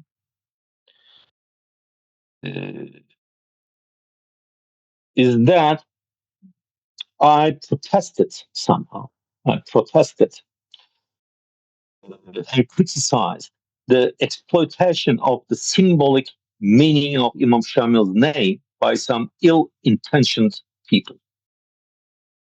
Even, I mean, yeah, where there is no fact, where there is no science, where there is no rational approach, then the how to say rhetoric of heroism starts, and that is the dangerous point.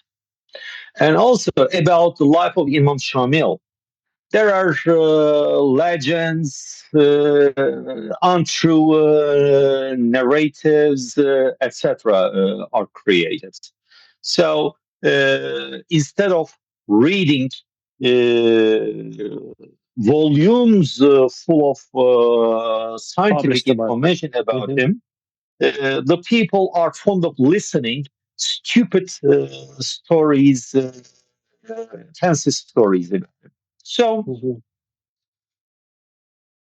we have also seen such kind of people throughout the history who have exploited their kinship to similar historical figures to gain personal advantages out of them. Imam Shamil, unfortunately, was a leader who suffered from this a lot, both in the Caucasus and in the lands of immigration. Even today, there are still some individuals who claim descent from Imam Shamil, yet bear no resemblance to him in any meaningful sense. But again, I mean, I want to underline one point through this topic. We're talking about scientific articles. We're talking about monographs. However, the consumer of these products are very small. For example, when I publish a monograph of 800 pages, 1,000 copies, it is consumed in the period of 2 years. However, I have a website, the historical memory of the North Caucasus website. Yeah, of course. There are 2,000 visitors minimum on monthly basis. So, publishing, printing, articles, and monographs are very time consuming and costly procedures. No, for sure. Okay, for the scientific world, it is necessary. I agree. But we must understand one reality. In our today's life, the digital technology and the digital media is how say the determinant having a determinant position. Therefore, we must use it accurately.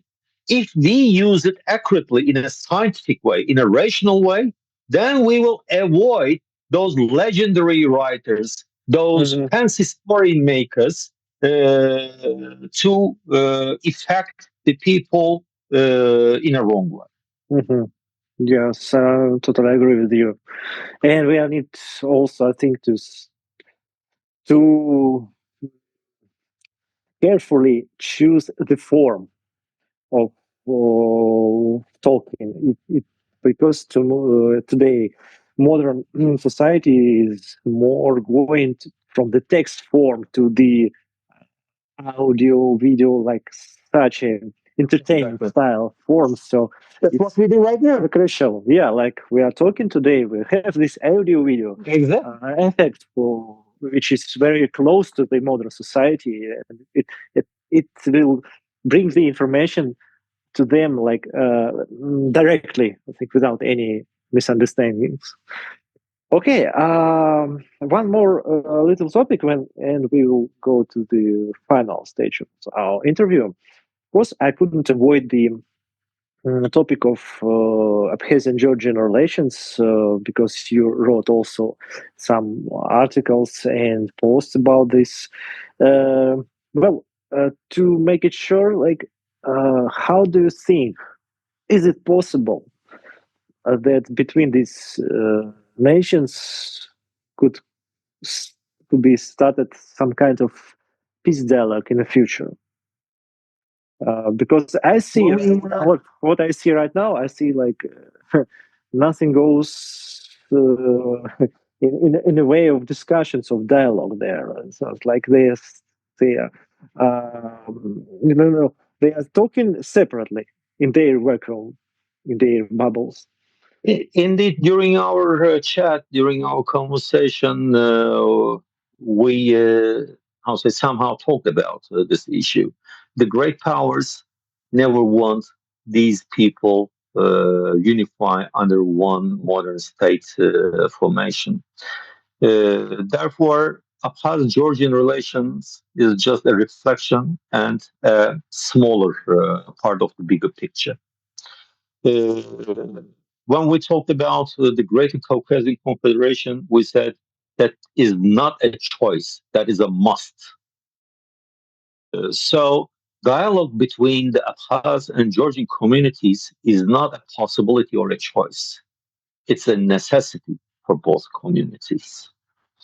However, in today's realpolitik, this is being undermined because it doesn't serve the interests of the ruling powers. Both sides need to put the past behind and initiate this dialogue for the sake of their future generations. Otherwise, in the future, there will be no Georgia, no Abkhazia, no North Caucasus, nothing at all.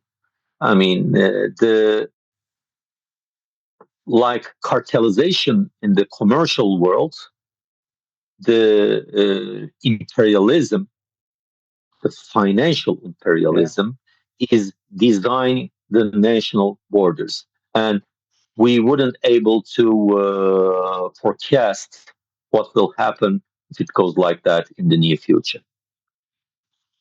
Yeah, I totally agree with you. Maybe could you have any thoughts point, what topics could be the starters for such a dialogue? I mean, the late Stanislav Lokoba, who we Mm, lost, yeah, yeah, few days yeah, ago, yeah, yeah. Interbalas, uh, he made an analogy about Abkhaz people. Abkhaz people is a nation between the sledge and the hammer. So, I mean, below the Georgians act as a sledge, and upper the Russians act as hammer. So the only way to avoid this destiny is the establishment of the Caucasian Union. Not only the Georgian Abkhaz dialogue. I mean, uh, only a strong Caucasian Union can have a bit enough power to negotiate with Mhm. the super powers. Otherwise, I mean, those outside councils, fake councils established somewhere in Kiev, or some monuments in Anaklia, or whatsoever. I mean, what if today, if Germany will recognize the Circassian genocide in their parliament? What if? What it will change? Nothing. Nothing. Nothing. There is no power on the Moscow administration to change their attitude, to change their imperialist attitude. So, I mean, from the scratch, the Caucasian people must leave aside all details, all those distracting details, and must look at the bigger picture. The bigger picture is very simple. A multi ethnic, a strong confederational statehood, which will make the residents of that territory able to speak their future generations for future benefits on the table of on the dinner table of the walls. Mhm. Otherwise, these walls will Right. enjoy them at the dinner. Quite a, quite a hope, yeah. Well, okay, let's go. The realities seem to be, yeah, that's a fancy dream, Yeah, unfortunately, looks like. because the disinformation, the dirty atmosphere in the scientific world, in the politics world, etc., and the people who turned out to be media puppets. They listen and believe whatever they hear in the multimedia. So yeah, looking at that scheme, it seems to be hopeless. But But from I'm a strong believer. God, will, I think God will put a hand on yeah, this matter shortly. we know this world, among these dramatic situation in this world, I think we're also in the stage of fast changes, and we don't know what will be like in the Yeah, perspective 5 or 10 years right now. Well, it's exactly, changing time, so maybe in the future.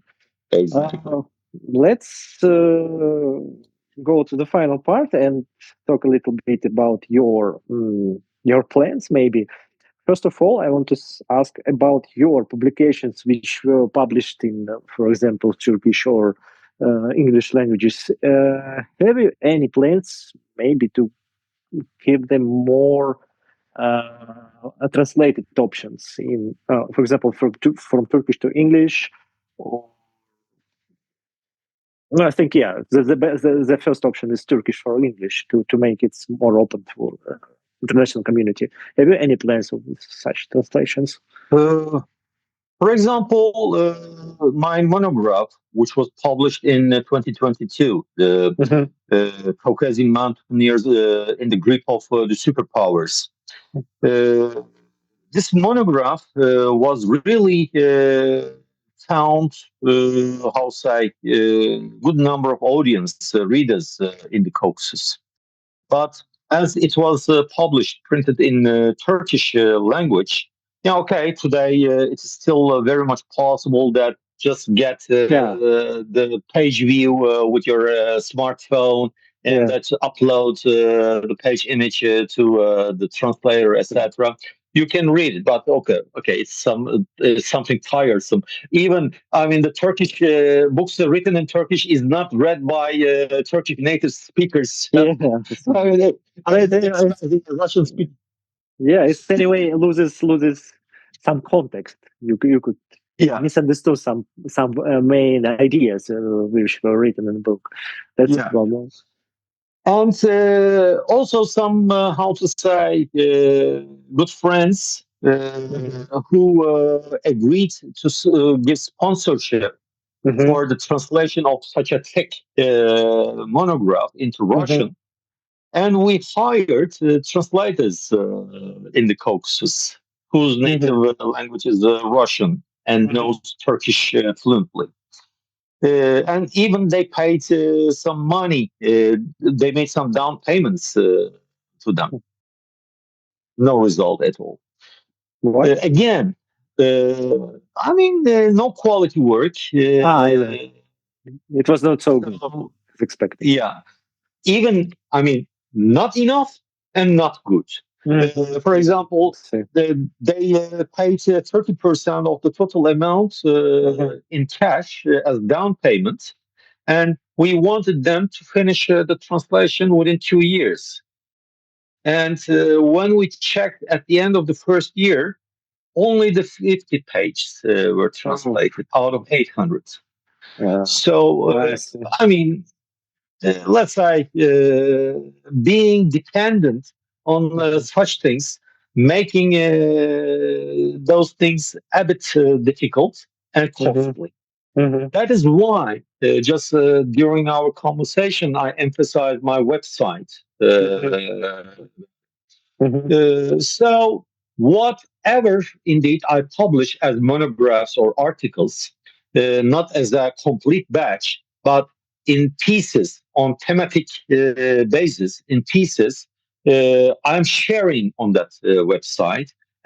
The main language of that website is English, and I upload a PDF document of exact Turkish translation, original Turkish translation, and the original documents, the archival documents, which is the subject of the topic, the material of the topic, is shared as verbatim, one by one.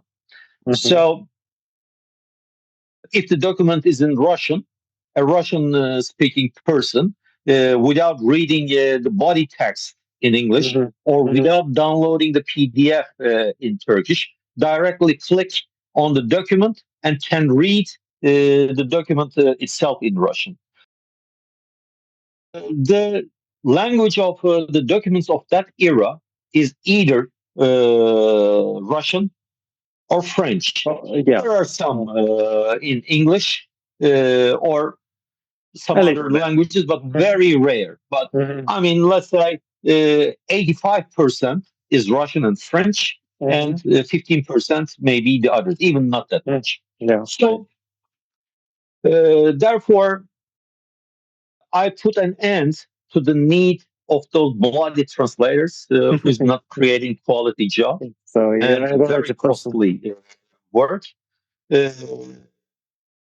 And also, in the very near future, the languages like Russian, the languages like Turkish will also be available at the Kindle Direct printing, which is sold at Amazon e-platform. Therefore, indeed, we're making some sort of publicity over here. But, I have this experience. I know what I'm talking about. It's quite, I think it's quite reasonable because with today's technology, even I'm not a good Russian speaker. I cannot use a material in the Russian language without the use of technology. But proudly speaking, that I can translate an English document into Russian with the technology available today. And giving the product, for example, if I write something in English, convert it to Russian with the use of technology, and I give the Russian out text to you to make a final on it, then just upload it to Kindle Direct Printing, and the next day your book is for sale in 85 countries online equal time. No need to wait for the publishers. No need to, bear against the disgusting demands of those publishers. Yeah. To feel stress, all stress and money losing. Exactly. Yeah. It's the Exactly. same story like with this interview, because it will be published in YouTube, and YouTube gave now a new option. Like when we will upload this interview, it will be automatically translated using our voices in like 22 languages automatically. And make In subtitles. one, you like as a viewer, you just choose language you want to hear, and it's quite quality, quite good. Exactly. So yeah, And the same. Some people are saying that prestigious publishers are needed for good quality works. Okay, I agree, but you cannot prevent anymore that non-quality works to be published.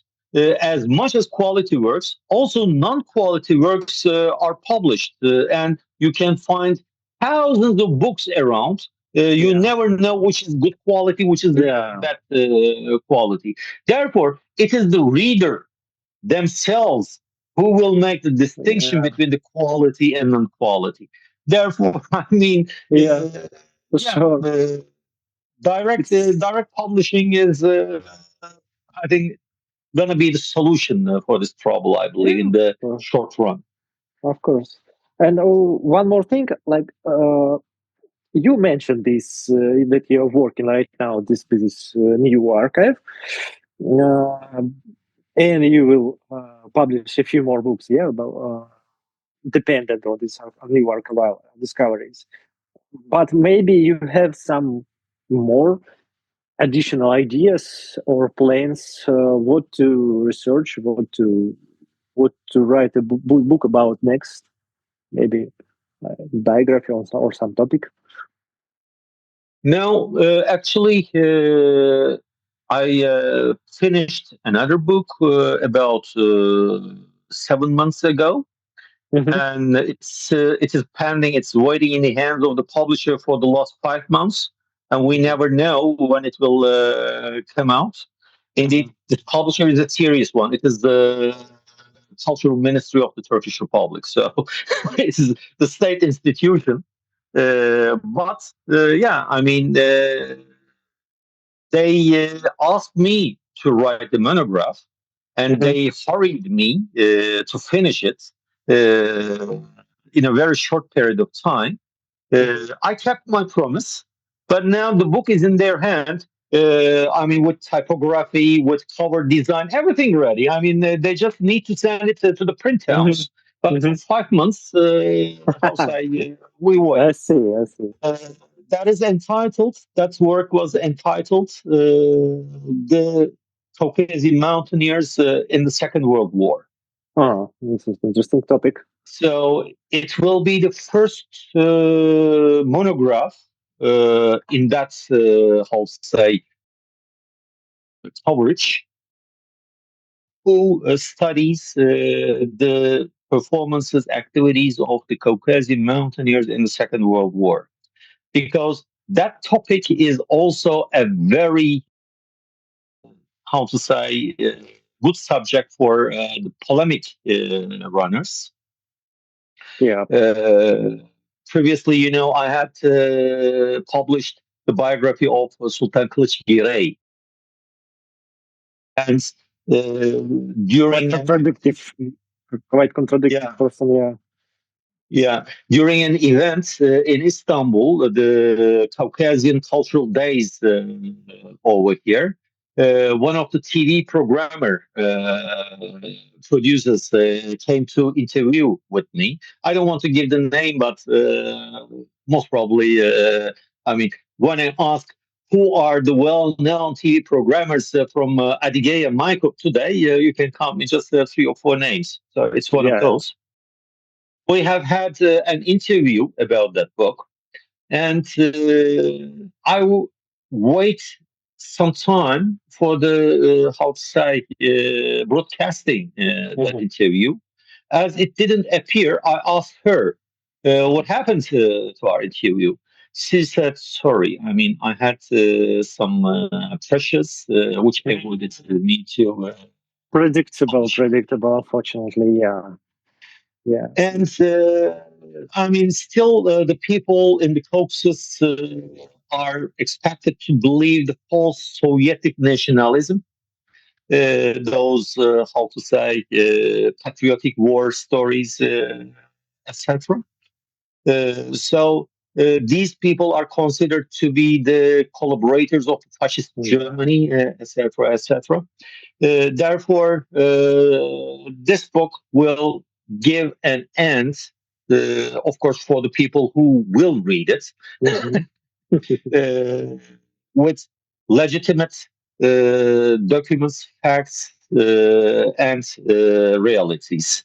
And that will be the first book which is, how to say, published in this extent. So just after I finished that book 7 months ago, I started writing another one entitled "The Untold History of the Caucasian Immigration," where I study the activities of those political emigrant groups, which we today discussed in certain depth with you, from 1921 until 1939, until the beginning of the Second World War. It's a long time span, so it will be a series of books, I believe. It will be 4 or 5 books Very nice. with the title "The Untold History of the Caucasian Political Immigration." Oh, they will be in published also on your website next. Yes, as I understand. Not as a book, indeed, but you know, I mean, when the publishers publish the book, they ask you to sign a contract. Yeah, yes, yes, yes. Yeah, but They get I'm asking because it's a very interesting topic to talk both of these projects, both of these books, to show those who are in Russia, so Russian speakers. And I'm start thinking, firstly, like, would it be in Russian or English available? But I hope you're whatever is gonna be in the content of those books will be on my website. super. So Super. it Yeah. has already been. I have already started publishing bits and pieces on a thematic base on the website. But of course, you may appreciate that I cannot publish it due to the copyright constraints. Yeah, I mean, But we will hope maybe they will this publishing house in the future. Maybe they could agree to make translated copies of the books. As I remember, some practices happens. That is also one of my how to say aims among my how to say plans. When I finish writing the untold history of the Caucasian political immigration, I am planning to start converting my Turkish works into English first and publish it with direct publishing through Amazon. Maybe until that time, there will be other, how say, brands may come out. But Amazon is good because of both technical support they provide for it and also the sales channel. Yeah, of course, the biggest one. If you start publishing today, your book is available for the potential customers the next day all over the world. I mean, from Malaysia, from Indonesia, from Southern Africa, wherever they are. So it's a great sales channel. So, of course, yeah. Making use of it logically sense. Yeah. So I will translate them first into English and publish it through direct publishing, and then Russian, of course. I mean, if the time allows. Yeah, as it will be available for you. Thank you. And final question for you. Imagine you had a question for any of the leaders of the North Caucasian Republic of that period. For instance, for example, Haidar Bammat. What would Yeah. you ask him? What do you want to ask him if you would such option? No, when I told such positive things about Haidar Bammat, if I would neglect his life, that would be a pity. Haidar Bammat, indeed, besides his talents, very positive performances, fight, struggle, etc., he was a very unlucky person. And indeed, he spent his life in a sense of solitude. He was not well and accurately understood by his contemporaries. So, indeed, his political rivals really undermined what he tried to do. Not only the political and national activities, also he had an unhappy family life. Indeed, he never had a family life. He lost his father when he was a young boy. He was drawn into the Kausai circle in Petrograd during those revolutionary years. He experienced the First World War. He experienced the Russian Revolution. He experienced the Second World War. And he was thrown from one city to the other during his life. He came to Trabzon. He came to Istanbul, then went to Paris, then went to Lausanne, then returned back to Paris, lived some time in Berlin, etc. So, I mean, it's really different life story. That is what you cannot find, still you cannot find in his private archive. The private archive gives necessary clue about his political and diplomatic activities, etc., as a statesman, as a politician, as an intellectual, or whatsoever. But there are lots of hints behind that we understand that he was an unhappy man as a human being. I wish I could learn some more about his private life. We know that he had an unhappy marriage. He got divorced. He lived with his sons for some time in Switzerland. And really, a very, how to say, troubling years he spent. And really, I'm curious how he coped with those troubles, both political, both national, both diplomatic and private life troubles like that. And I would learn more about himself privately. Similarly, Ahmet Salikov, he lived a very short life, but also his life was outside trembling life. If I would have the chance, I hope I will in the afterlife. If I will be given such a right to communicate, these will be the guys with whom I would like to interview. Then I will upload YouTube. Afterlife on YouTube.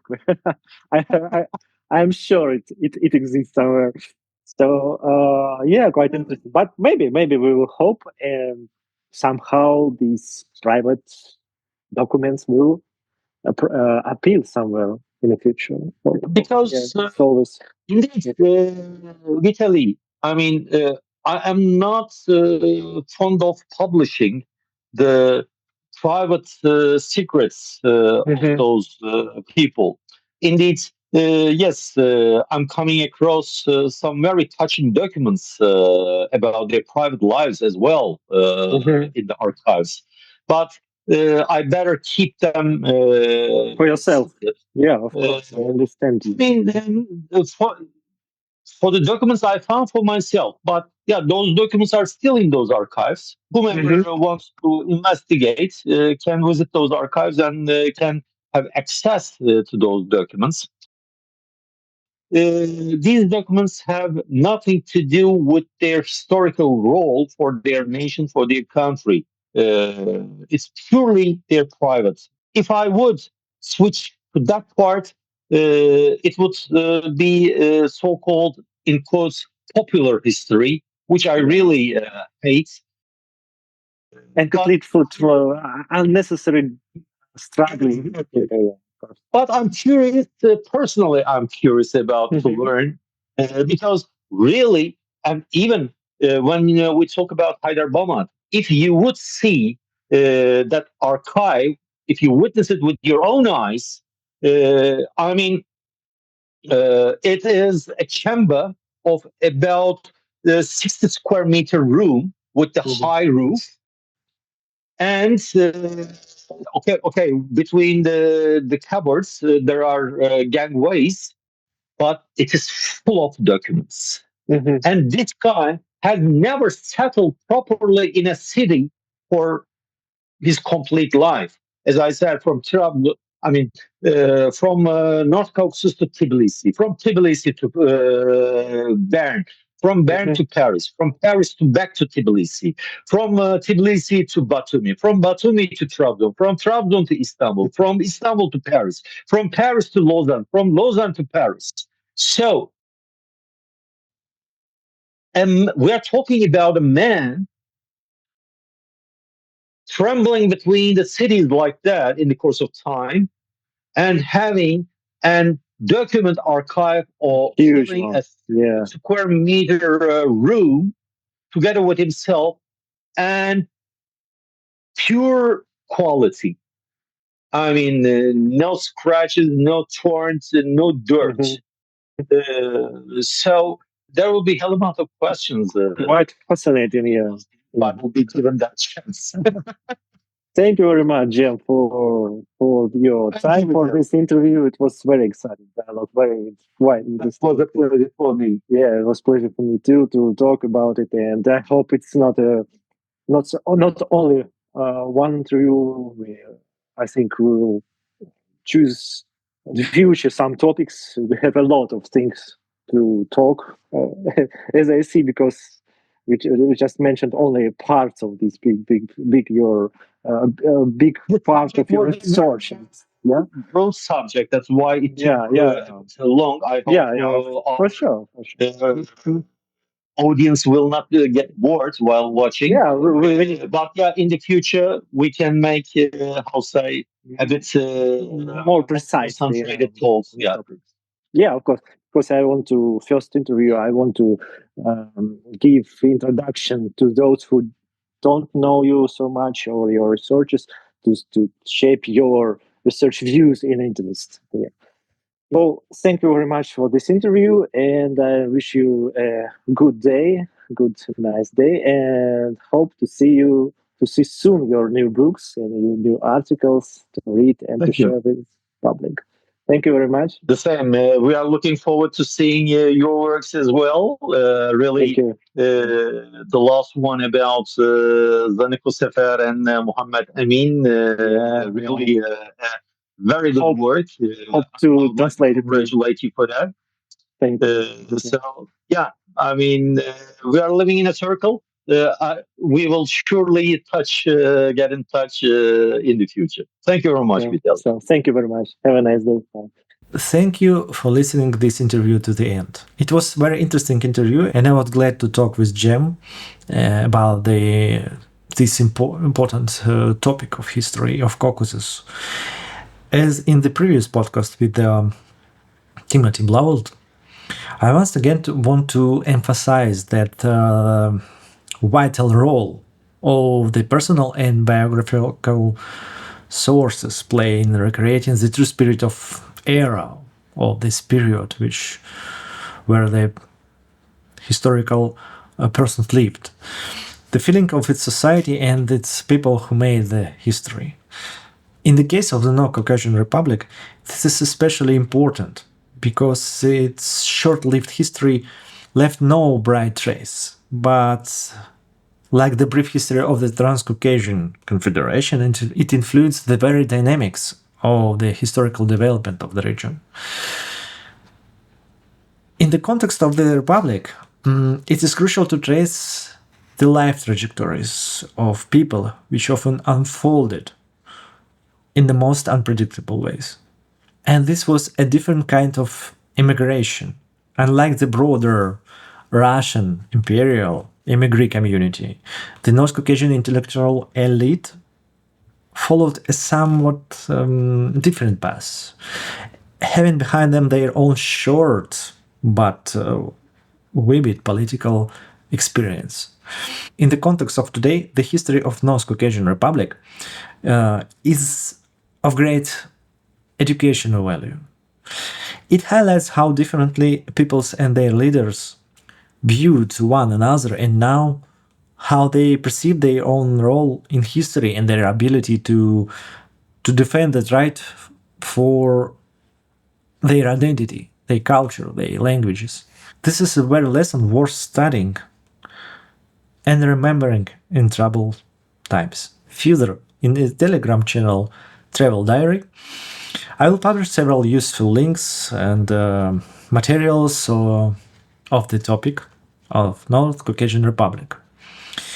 There will be more interesting interviews soon, so come back to the channel to watch them, subscribe so you don't miss the new videos and podcasts, and support the channel so I could have opportunity to continue recording the interesting interviews for you and publish some interesting materials. You can support the channel via Boosty or Patreon or other different options, which are all mentioned in the description of this video and the first pinned comment to this video.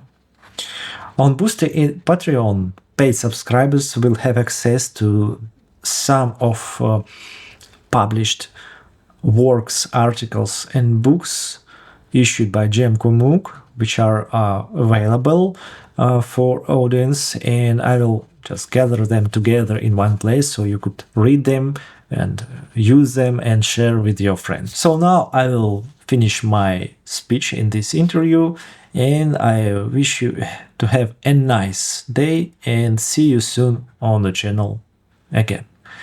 Bye bye.